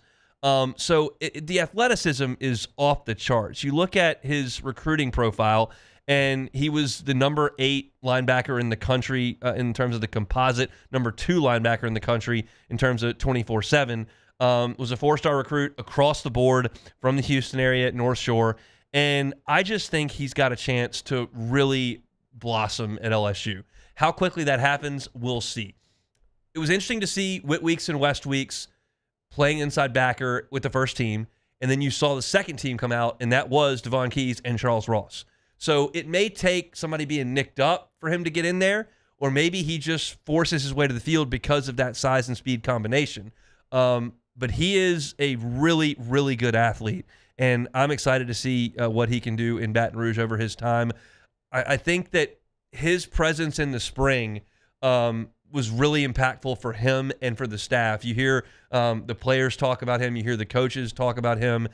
He is the cream of that 5 linebacker freshman crop, and I expect big things from Charles Ross. So that's our first freshman of the year. Let's go to the offensive side of the ball for our second and talk about JT Lindsey. He will be kind of the forgotten man in this class because Harlem Berry is a headliner. But JT Lindsey had a really good career at Ash. He's at 5'11", 185 pounds. He was a consensus 4-star recruit. 24/7 had him as number 7 running back in the country. So did Rivals. So ESPN had him rated a little bit more lowly, but he was a top 6-7 player in the state by everybody. And it came down to LSU and Texas for JT Lindsey, and LSU was able to hold them off and keep him in the state. He's 5'11". He's 185 pounds or so, and he's a really talented back. He ran for a ton of yards at Ash. And LSU, if you haven't looked at this, is very thin at running back. I picked these two guys to kind of lead off because I think their situations are fairly similar in terms of, yeah, there is some proven depth right in front of them, but then beyond that, like, there's some carries to be had. There's some linebacker play to be had because there's not a lot of depth. Look at LSU at the running back spot. You've got Caden Durham, who you feel like is a lead back in the SEC. Then you've got Caleb Jackson, who has not really proven himself to be a 15-carry guy in the league. You thought when he burst on the scene as a freshman that, oh, this guy's going to be the next big thing. Look at this big physical guy. He's running guys over in Mississippi State, and bowl game was very good and punched in a touchdown there against Wisconsin. Like, all that looks great, but he didn't have a great year last year. And so what is his role in this team? And you got Harlan Berry, and he's going to play. Like, I talked to Brian Kelly about him at Media Day. You heard the interview that we did on the show. It was a quick 5-minute deal. It was his last thing he did. But one of the questions I asked him was like, tell me about DJ Pickett and Harlan Berry. And he was like, yeah, those guys are going to play. And so you got 3 guys, but that's only 3 backs. That means there's playing time there for Lindsey. I'm not sure there's playing time at Clemson for him, but he'll play against Louisiana Tech. He'll play against Southeastern. And if somebody does go down, which happens over the course of a year, Caden Durham had to put a plate in his foot last year, in his cleat in his last year because he had that dislocated toe. Like, somebody gets dinged up, like 3 running backs is a 1 game worth of backs. Like, you don't have a lot of games where you only play 2 tailbacks. So Lindsey has a chance to get to the field. I think he's clearly the 4th guy, being that Harlan Berry came in as a early enrollee. But I think that a 4th running back is going to play. He's the Warwick Dunn Award winner here in Louisiana. And I like his game. I think he's got really good speed. I think he's got really good balance. And I think he's a really good ad that I think probably just gets lost because of the other guy in the state. I think about Leonard Fournette coming in, and Darrell Williams was another really good back who ended up playing the NFL. And nobody really talked about Darrell Williams because everybody wanted to talk about Fournette. I don't know if that's apples to apples, but it seems like a reasonable comparison. You had Jeremy Hill and Kenny Hilliard in the same class coming out of Louisiana in 1 year. You can find running backs in this state for sure. And I think JT Lindsey is a good one that probably just gets overshadowed a little bit because Harlan Berry was such a star and was the number 1 back in the country, depending on what metric and what site you're looking at. So that's our look at our first 2 freshmen of the year. It's JT Lindsey and Charles Ross. And Ronnie wanted to mention this as well. He just texted me.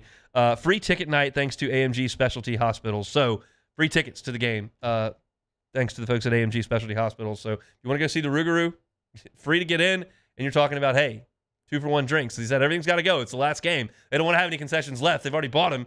Then you need to eat and drink them. So going out to Pete Goldsby tomorrow and check out the Texas Collegiate League Final at 7 o'clock. Gates will open at 6. We're chugging right along. A couple of segments to go. LSU landed a commitment earlier today. We'll tell you about it next. The Hunt Palmer Show. Highland Insurance Group. HighlandIG.com is that website. Captives. There's something that Jonathan Carbo talks to me about every time we speak because he feels like it's the future of insurance, and I do as well. And in a sense, it's kind of the present. Like, captives are a creative way to manage risk and your premiums at the same time. If you are a CFO or you are a business owner or you're a risk manager or decision maker and you're in charge of your insurance and you feel like you're paying a significant amount for insurance, which most people do, see if you qualify for a captive. If your broker hasn't showed you that capability, maybe he or she doesn't have it. The Highland Insurance Group does. They deal with captives every single day. So if you want to make a big difference potentially in your bottom line by getting into a captive and managing your insurance in a different and more creative way, the Highland Insurance Group is happy to help you out with that. They're based here in Baton Rouge. They can help you out statewide, wherever you are. It's the Highland Insurance Group. Jonathan Carbo and his team. Check them out online, HighlandIG.com, HighlandIG.com. These are the luckiest ice cubes in the world. They could have been a thankless bed for an all-you-can-eat salad bar. But instead, they've been called upon to cradle and cool a crisp, refreshing Dos Equis. Looks like the lucky just got luckier. Dos Equis. When it comes to industrial construction, River Parish Contractors can do it all. Mechanical, structural, custom fabrication, specialized welding, and turnaround services. Strategically located in between Baton Rouge and New Orleans, we have the local team with the experience and commitment to safety to manage the most complex industrial projects. Period. Here's the deal. Partnering with us means your project is delivered on time, on budget, and most important, safely. River Parish Contractors, let's get building. At Auctioner, we know healing is a team sport. That's why we've partnered with world-renowned orthopedic surgeon Dr. James Andrews to create the Auctioner Andrews Orthopedics and Sports Medicine Institute. Whether you're a professional athlete or a weekend warrior, our team of specialists are dedicated to getting you back in the game. So whatever your reasons are for reaching your personal best, we've only got one: you. Auctioner Andrews Institute. Long live you. Hi, this is Beth Serena. Welcome to my pool.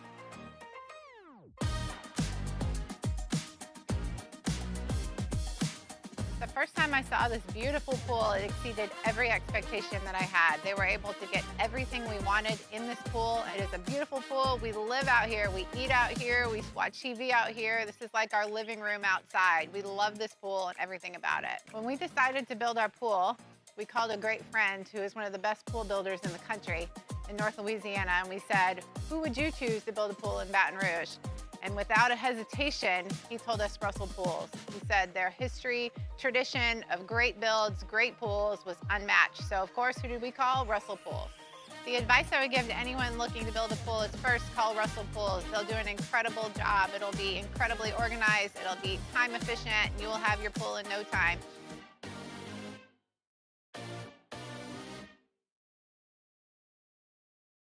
It's not just a game, it's a religion. You've got your team colors, team swag, and now your very own website, LouisianaSports.net. Everything LSU, Saints, and Pelicans. Sports on demand. In-depth coverage by sports writing pros with continuously updated news. And with the LouisianaSports.net newsletter, you get pinged directly with top trending stories. Best of all, now and always, no paywall. It's free. LouisianaSports.net, powered by 104.5 ESPN.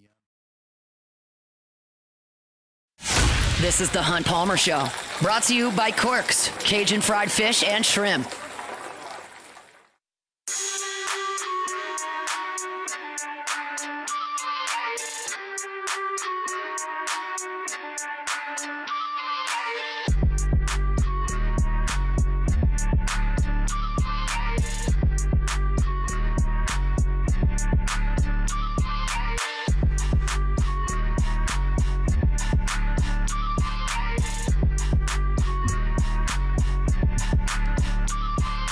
All right, we're getting close to that weekend. Friday show is brought to you by Corks, Cajun fried fish and shrimp.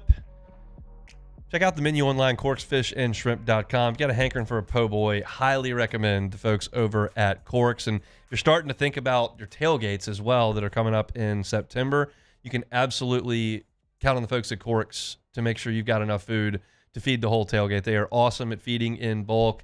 They can do big trays of that jumbo Gulf shrimp, crispy fried catfish, the shoestring fries, honey butter roll, all the sauces you can imagine. They got your cocktail, tartar, cork sauce, ketchup, all that.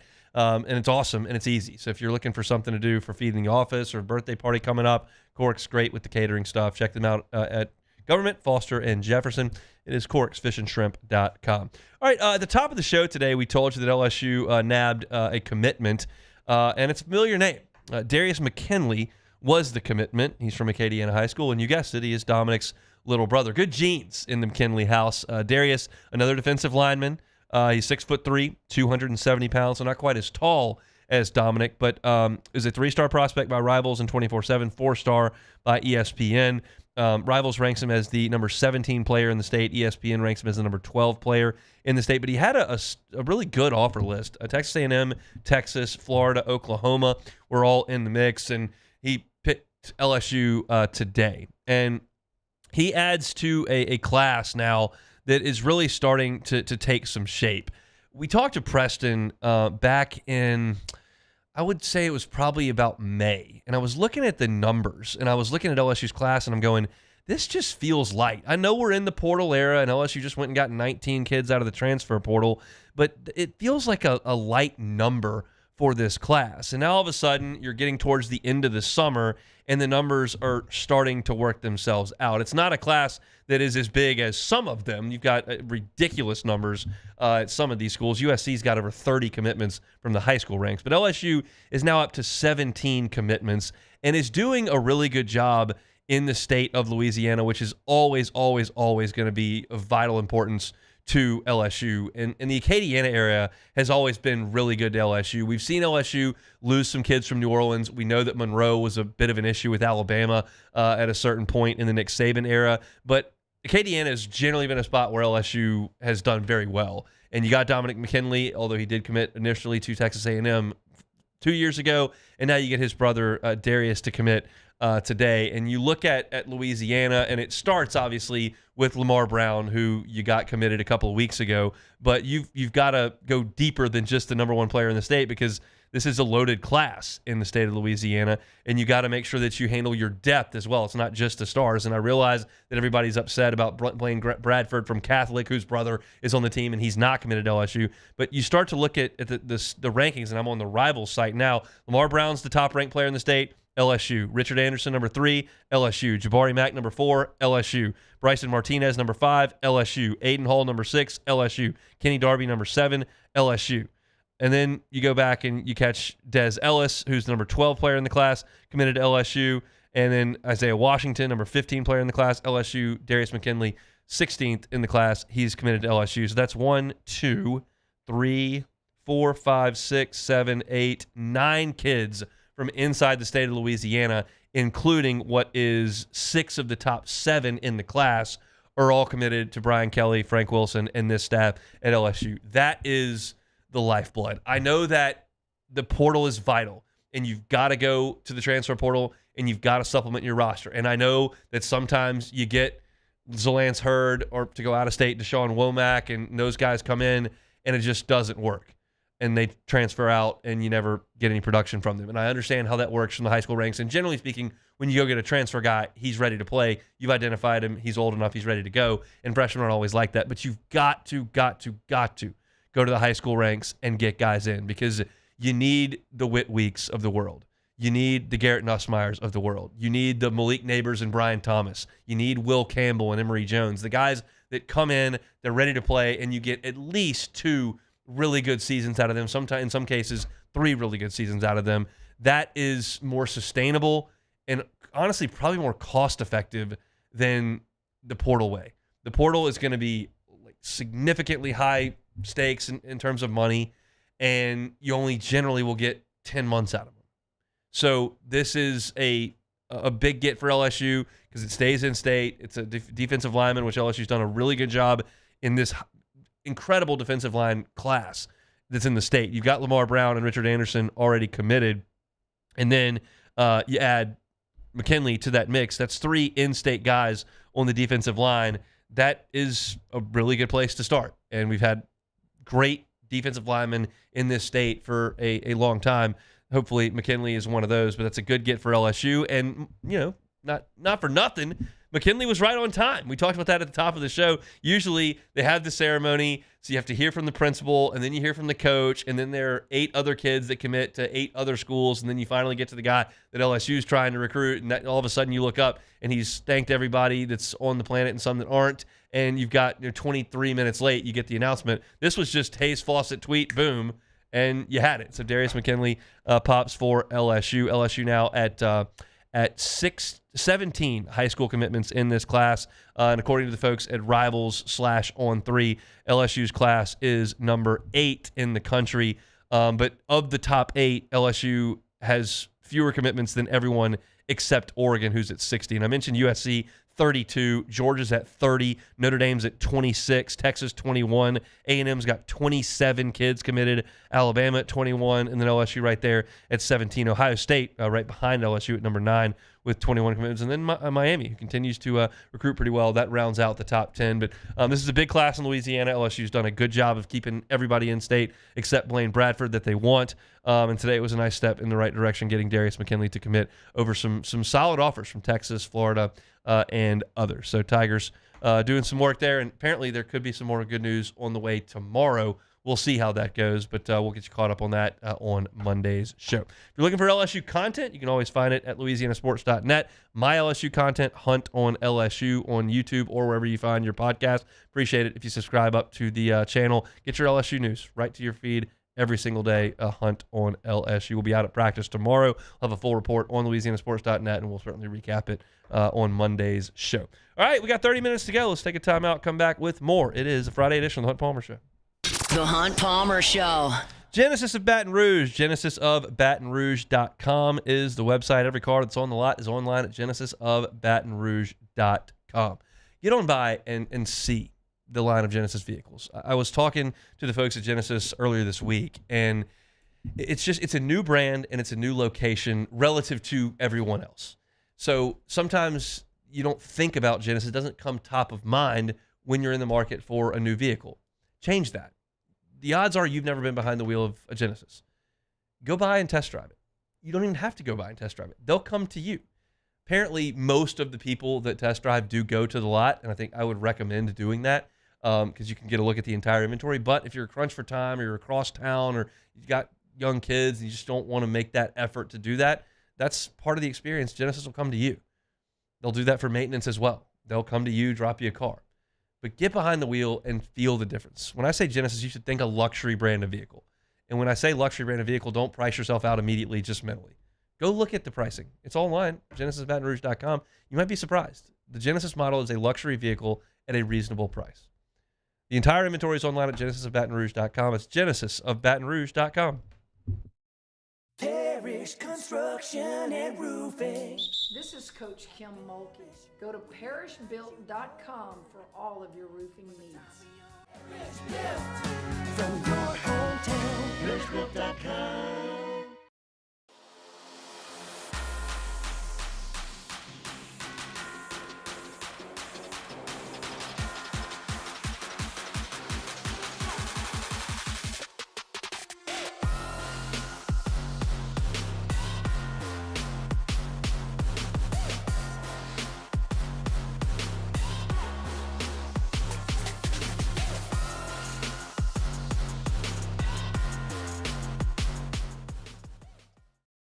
Looking for the ultimate game day experience? Come to the Queen Casino in Baton Rouge. Wall-to-wall TVs mean you'll see every touchdown in HD. Place your bets and feel the thrill of every play with our DraftKings Sportsbook. The Queen Casino, where every moment is a win. There it is, the extra mile, on the border of expected and extraordinary, for those willing to go further, like vans customized for work or play, with safety and tech to keep you connected. Supported by a 5-star sales, service, and finance team. And backed by the 1-star you know. So go the extra mile. It's never crowded because so few have what it takes to go there. Mercedes-Benz Vans. Man, age is just a number. Don't let it dictate how you feel. Goodwood Men's Sexual Wellness has anti-aging services that can help you look and feel your best. Visit yourgoodwood.com and discover a renewed sense of vitality.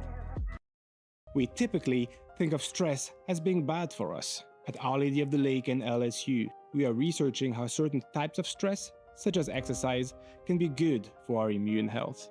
By studying people under extreme stress, such as athletes, astronauts, service members, and first responders, we're learning how to improve the immune health of everyone. That's the power of research. That's the impact of champions. Together, we roar.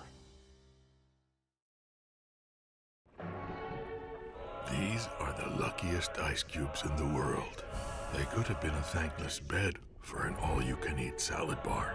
But instead, they've been called upon to cradle and cool a crisp, refreshing Dos Equis. Looks like the lucky just got luckier. Dos Equis.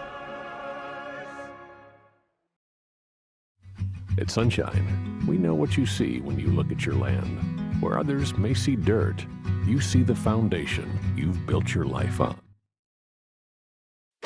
You're listening to The Hunt Palmer Show, brought to you by Corks, Cajun fried fish and shrimp.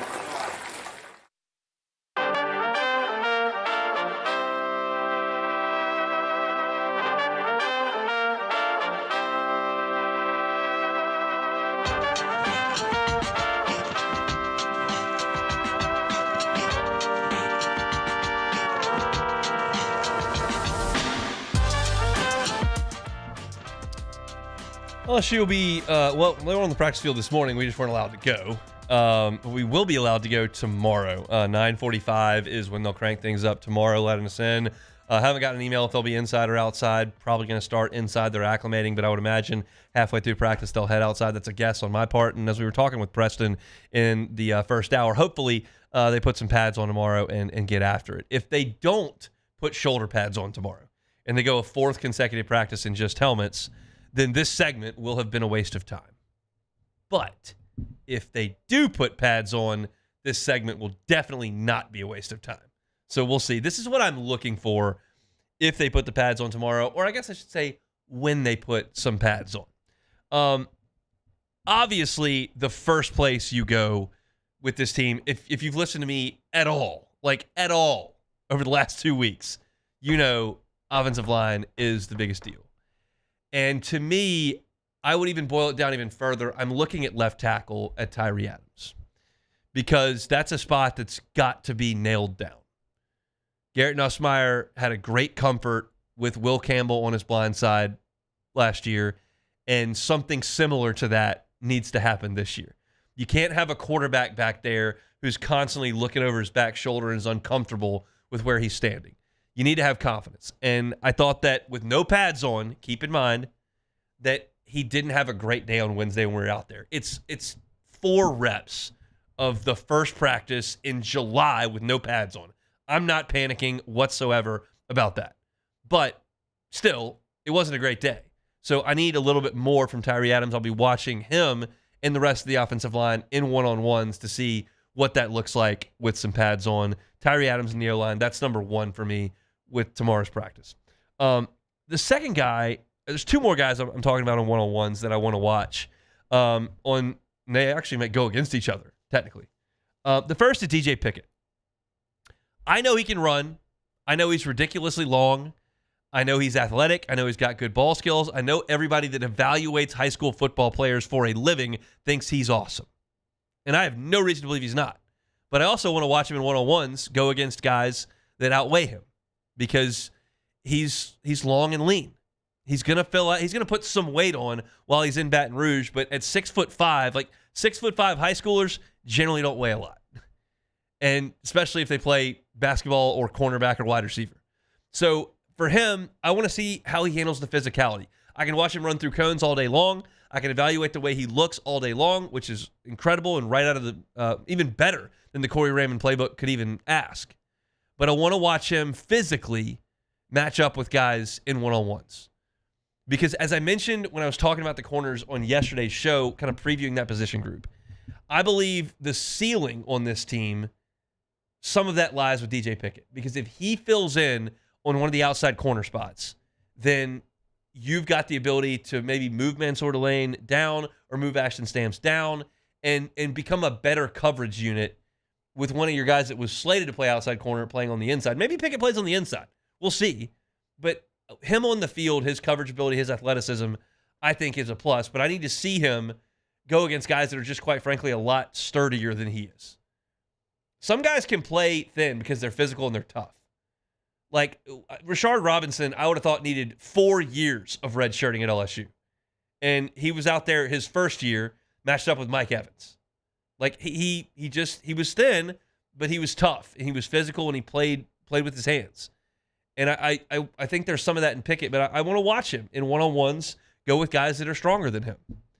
And the other side of that, for a completely different reason, is Nick Anderson. I'm relieved that my concern was alleviated from the first day of practice on Wednesday.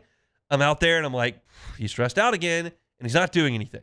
I watched this all spring and I talked to Oklahoma folks and they watched this all fall. And now all of a sudden you're 10 months later and he's still not practicing. But I found out, because of Brian Kelly, that nothing to do with the hamstring, nothing to do with the quad, nothing to do with the hip, nothing to do with the oblique.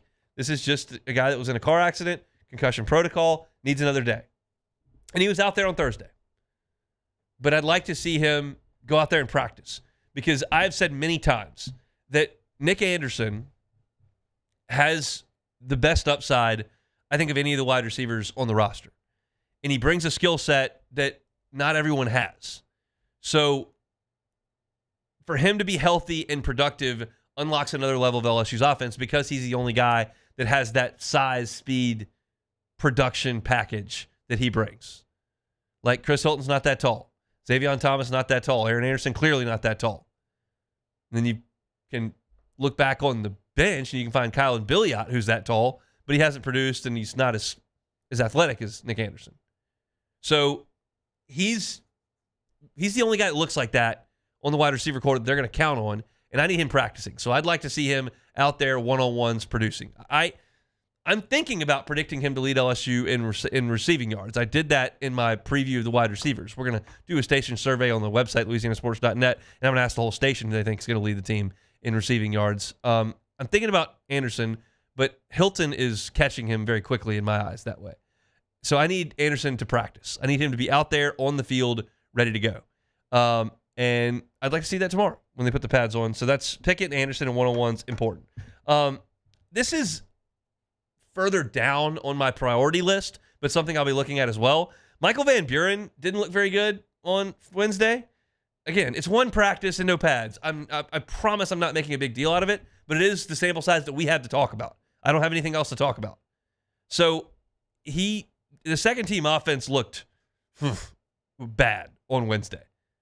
So I need a little bit better effort there from the guy who's the backup quarterback on this team, who also could theoretically be the starting quarterback in 2026. I need that guy to be a solid player. I thought it was a great ad that LSU got out of the transfer portal. It's very difficult to find a guy with starting experience at a Power 5 level, much less the SEC, to come in and know he's going to sit on the bench. And that's what Michael Van Buren signed up for. But he was a little bit shaky in Wednesday's practice. I need him kind of step forward and throw the ball a little bit better. When you turn on the video of Michael Van Buren, like, he looked really good at times. I mean, he threw for 300 yards on Georgia, threw for 8 touchdowns in a 3-week span, all SEC games. That team was putrid. Their defense was historically awful. They don't have a lot of weapons on the outside. It's an undermanned team that Jeff Lebby inherited. And so for him to go out there in those situations as a freshman and produce the way he did is encouraging, but I need to see a little bit more than we saw on Wednesday. He did not have very good practice, and some of that's because the second-team offensive line was getting whipped, and maybe some of it is just picking up a new system. But I'm going to be watching Michael Van Buren a little bit closely to see if he can take some steps forward. And then the last one here is just more of an attendance and a check on progress.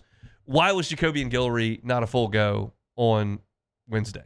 Like, it's pretty easy to deduce. Like, I think you can say, okay, this is a guy that's in his 6th year. He's been through 1 billion fall camps, 1 billion practices. He knows what to do. It's not necessarily a position where you got to learn a ton of new scheme. It's defensive tackle. You play in 1 gap, you play in 2 gap, where you lining up. That stuff is second nature to him in his 6th year of college. But he's a big man. He's 310 pounds, and he ruptured his Achilles. Like, that is a very difficult injury to come back from. We see guys in the NBA that are limited after doing that, and they don't weigh 310 pounds for the most part. So I want to see Jacobian Guillory go out there and work a little bit, because I find him to be a nice piece to this defense. We've said this time and time again. Last year, fall camp, looking at defensive tackles, it was Jacobian Guillory and everybody else. And then he goes down in week 2, and you've got to kind of cobble it together. And to Bo Davis's credit, they did that. They got Gio Pius to kick down. They got Paris Chan to kick down. They played the 2 freshmen, Bro and McKinley, and they weren't terrible at tackle. They weren't good. They weren't dominant, but they weren't terrible. And they need to improve that. And Jacobian Guillory is part of that equation. He's got to come in, and he's got to be a space eater, be an immovable object in the middle, be a guy that is no fun for the guards and center to deal with. I know Kyle Williams wants those younger guys, those lighter guys, those playmaking guys. He wants Gooden. He wants Bro. He wants those types of players. But there is certainly a spot for a big, physical, strong presence in the middle of a defense that is a nuisance for the offensive line to have to deal with, and at the same time frees up the linebackers to run. And certainly Guillory can do that. So he was not working out full speed or really at all in the team periods on Wednesday. Maybe they've acclimated up to that for Saturday's workout. That's kind of what I'm hoping for when I go out there tomorrow. I'd like to see the offensive line put the pads on and win some one-on-ones. Really like for Tyree Adams to be present and to be noticeable there on offense. He did a good job in the bowl game. Got to be good at left tackle. I want to see DJ Pickett on one-on-ones to see how he handles physicality. I want to see Aaron Anderson on one-on-ones to see if he's ready to play. That's a guy that's just been kind of a mystery man for a year and a half. I want to see Michael Van Buren throw the ball better than he did on Wednesday as the backup quarterback and potential heir apparent to the offense. And I want to see Jacoby Guillory back in action. Certainly the most important thing is that everybody's healthy, and that's what they're trying to get accomplished. Brian Kelly has done a ton of studying and research on how to keep camp injuries from happening. You can't stop them all, but you can be proactive with how you handle your players. Make sure they're in shape. Don't overwork them early. This is not the Junction Boys. This is not Les, as Hester and Flynn and Brandon Taylor and Favorite will talk about, just endless two-a-days that do it again, run it again, run it again, run it again. That will wear on folks. And LSU's been pretty healthy in camp the last couple of years. You've had some big injuries. You've had, obviously, Hilton's dealt with your injuries. Obviously, Guillory and Perkins were big injuries last year. Things have happened, but they've been pretty healthy, and I think that Brian Kelly's onto something from that perspective. We'll see if Jacoby Guillory is back in action for tomorrow's workout. So that's my look at Saturday's practice. We will have a full report on LouisianaSports.net, have player interviews as well. Try to get a story up tomorrow afternoon. Then I've got some interesting stuff that's coming up this weekend as well. I've done every single position group as a in-depth chart, as a breakdown. We finished with safety today, both on the radio and on the website. So what I'm going to do is now go back and rank the position groups 1 through, how many is that? 1 through 1, 2, 3, 4, 5, 6, 7, 8, 9, 10, 11, 1 through 12. I will rank them from best to worst. Spoiler alert, I really like where LSU is at quarterback. I really like where LSU is at linebacker to an extent. I love where they are at wide receiver. I think there's real upside to a lot of those positions. So we'll rank them 1 through 12 on the website, and I'll probably do that coming up on Monday's show as well. Our Friday show is brought to you by Corks, Cajun fried fish and shrimp. Get on by, get yourself a po' boy, get a big platter, the crispy fried catfish, shoestring fries, honey butter rolls, also the jumbo Gulf shrimp. If you're one of those folks who's going, I just don't think I can go through a drive-through for my seafood, I'm from Louisiana, just try it once. I promise you will be impressed with that recipe. It was born right here in the seafood capital of the world, South Louisiana. Go by, see Paul and Michael, tell them I sent you in there, and enjoy yourself some good food. It's Corks. You can check them out online, corksfishandshrimp.com. We got one segment to go. We'll come back, close it out next. The Hunt Palmer Show. One Bath and Closets. OneBathAndClosets.com is the website. David Duvall and his team, 30 years redesigning and remodeling bathrooms and closets. Bathroom can be a hazardous place. If there's someone in your life who's aging but wants to stay at home and could run into some hazardous situations in the bathroom, do what you can to mitigate that risk. You can't eliminate it, but you can mitigate against that risk. You can do a tub to you can do a guardrail in slippery areas. You can do non-slip floors. You can do walk-in tubs that are convenient and safe. You can do benches in the shower. All these are things that David Duvall and his team do all the time. They don't have to be massively cost-intensive or labor-intensive, time-intensive. It can be done relatively quickly. If you're concerned about payment, 0% up to 18 months on financing if you qualify. So go by and see David. He's been at this 30 years. He knows what to do, and he can help you with it. Check him out online at onebathandclosets.com. It's onebathandclosets.com. At Atmos Energy, our smart choice solutions help customers save energy and emissions with rebates up to $500 off high-efficiency natural gas appliances, smart thermostats, and weatherization upgrades. Together, we're fueling our energy future.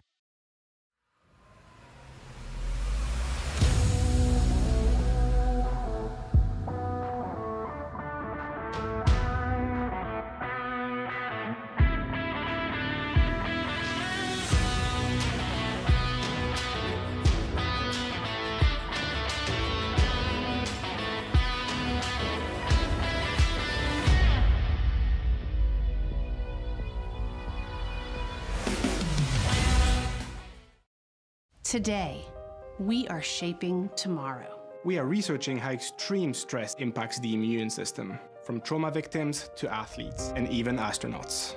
Our work is leading the way in sepsis treatment, saving countless lives. We're unlocking the mind with music in exciting new ways. Our Lady of the Lake Health and LSU are improving the health of our state. That's the impact of champions. Imagine the impact we'll have on the future. Together, we roar.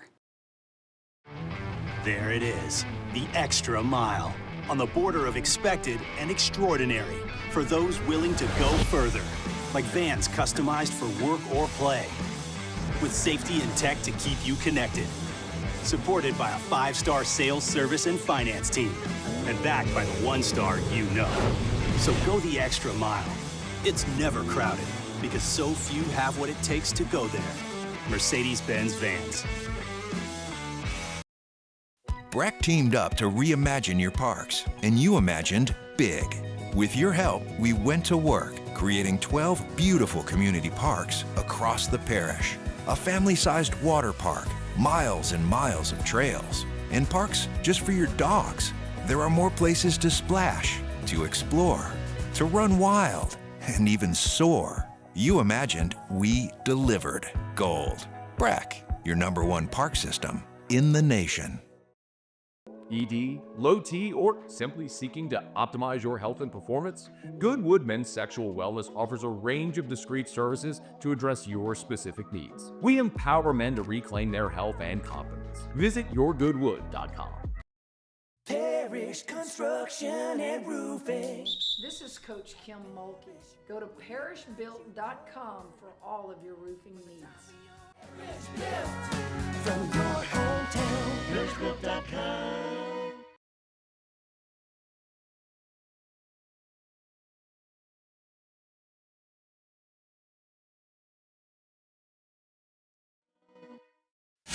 This is the Hunt Palmer Show, brought to you by Corks, Cajun fried fish and shrimp.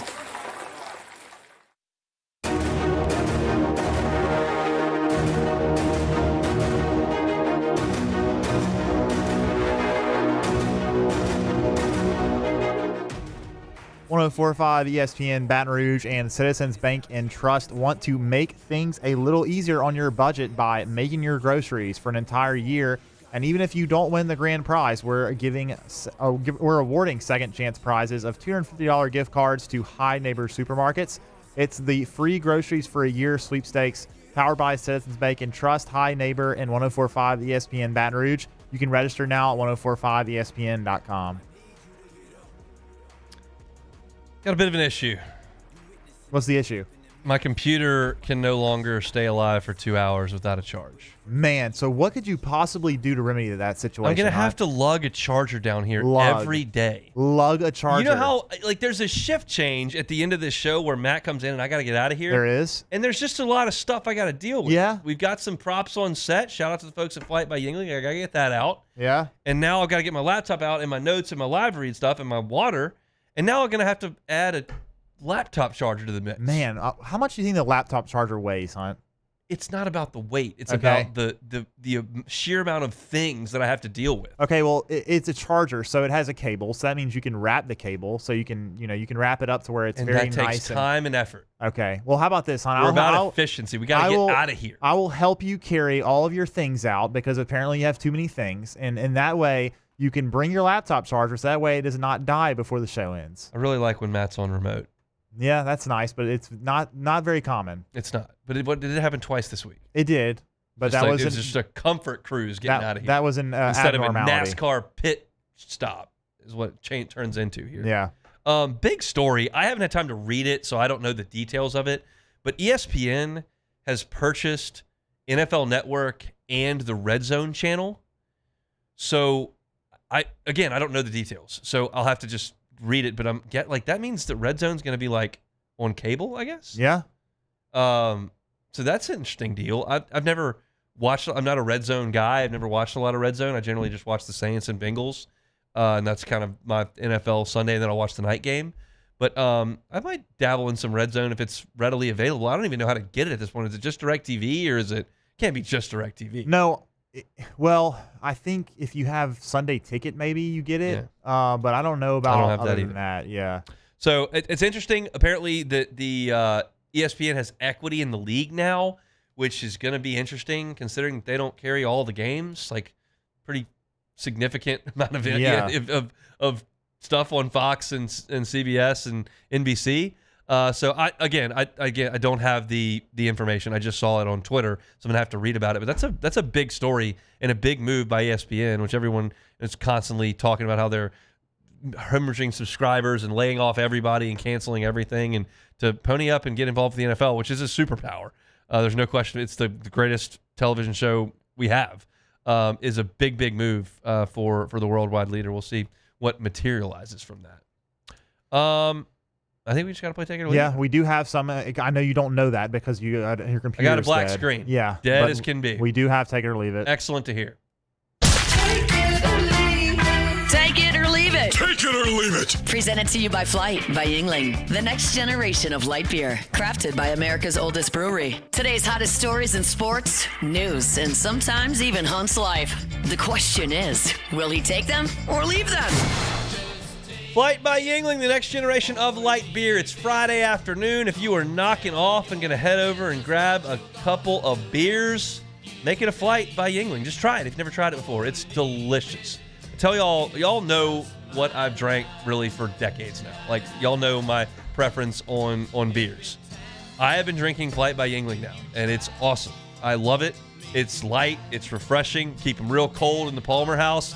And it's like 95 calories. Perfect summer beer. So if you're headed to the pool, you're headed to the water, or loading the family up to go to the beach, get some Flight by Yingling, next generation of light beer. Alrighty, first one here. This is interesting news. The Yankees are releasing Marcus Stroman. They just signed him they signed him before the season, started last season, to a 2-year, $37 million contract. He has not pitched very well for the Yanks, but they will be paying the remaining salary that he has. The Cubs bring back Marcus Stroman. Take it or leave it. Take it. I'll take it. Free. Why wouldn't you do it? Yeah. There's literally no risk. No. The risk would be he pitches terrible twice and you Who cares? DFA him. Like, he pitched pretty solid when he was with the Cubs. He was okay. He was okay. The Cubs were bad, but so they could use a guy. They didn't get a starter yesterday at the deadline. Yeah. So yeah, I mean, I would have low hopes for that move. You never know. But if it's free, it's free. Yeah, and you know that he has the ability to be a good pitcher. He did it. He was a great pitcher for the Blue Jays. He hasn't been great the last. He's past his prime. Yeah, he probably is. But you know, there's still something left in the tank, I think. So why not? I say go for it.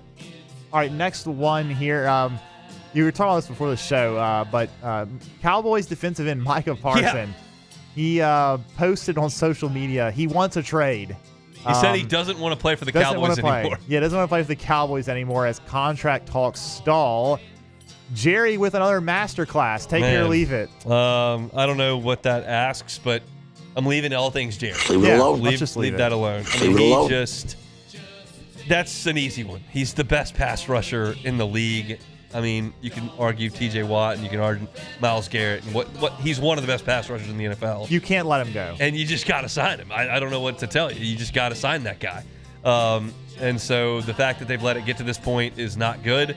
We'll see what the end result is. Maybe the Cowboys and Bengals can make a trade. Henderson, How about Henderson that? for Parsons straight up and then call it a day. I think the Cowboys would be getting shafted on that one a little bit. But no one can keep their edge rushers happy except the Steelers, who paid T.J. Watt a lot of money. But that's pitiful. The Cowboys are not going to be very good until Jerry moves on, and there's only one way he's going to move on. So that's the issue. All right, next one here. Hunt, the 2027 MLB All-Star Game. Yeah. It will be played in Wrigley Field, or on Wrigley Field, I should say. I don't know how you say that.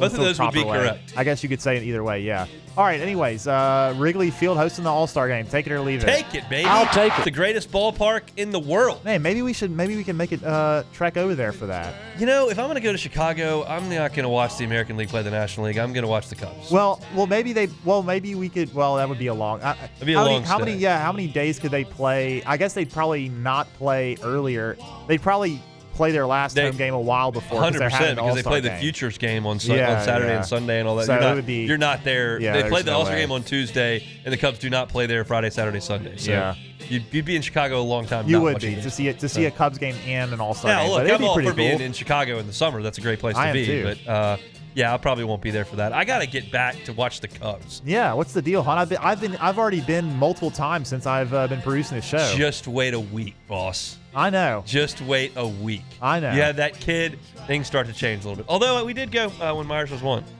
All right, last one real quick. Benjamin Solak of ESPN ranked the top NFL teams' coaching staffs, or not the top, he just ranked all the teams. And guess who came in at number 30? The New Orleans Saints. The Saints at number 30. Who's worse? The Jacksonville Jaguars and the New York Giants are the worst. Are 32 and 31. Daboll was like the toast of the world when they won that playoff game in Minnesota a couple years ago. Yeah. Great coach. Got Daniel Jones squared away. Now What he's happened? last. All right, yeah, Saints at 30. Take it or leave it. I'll take it. I'll take it. We're talking about, Miller's never been a head coach. Nussmeier's doing more than he had done. He's been a quarterback coach. Now he's calling plays.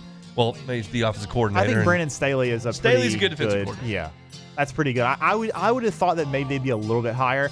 No surprise, at 29, the Dallas Cowboys. Yeah. So there you go there. But all right, that's it. Are you coming to work on Monday? I think so. As of right now, as of 2:54, 2:55, I am. Yes. What's your guess on when this child is coming? It feels like it might be late. She has been really fine. Like, she has had no issues. She doesn't feel really that bad. So I might be expecting maybe next weekend at this point. Friday is the due date next. We never Friday. made it this far. We were way early. Myers' due date was like the January 10th or 11th, and he was born December my birthday. 27th. Keller was 2 weeks early. We never got to this point. Good luck to the Becks if that happens. We're out of here. That's it for us this weekend. Our Friday show is brought to you by Corks. Missed any of it? Catch it on demand wherever you find your sound. Matt's going to drive you home. Finish out your work week. We'll see you Monday with a full practice report. The Hunt Palmer Show. The Hunt Palmer Show. Parish Construction and Roofing. This is Coach Kim Mulkey. Go to parishbuilt.com for all of your roofing needs. From your hometown, parishbuilt.com. Hi, this is Beth Serena. Welcome to my pool.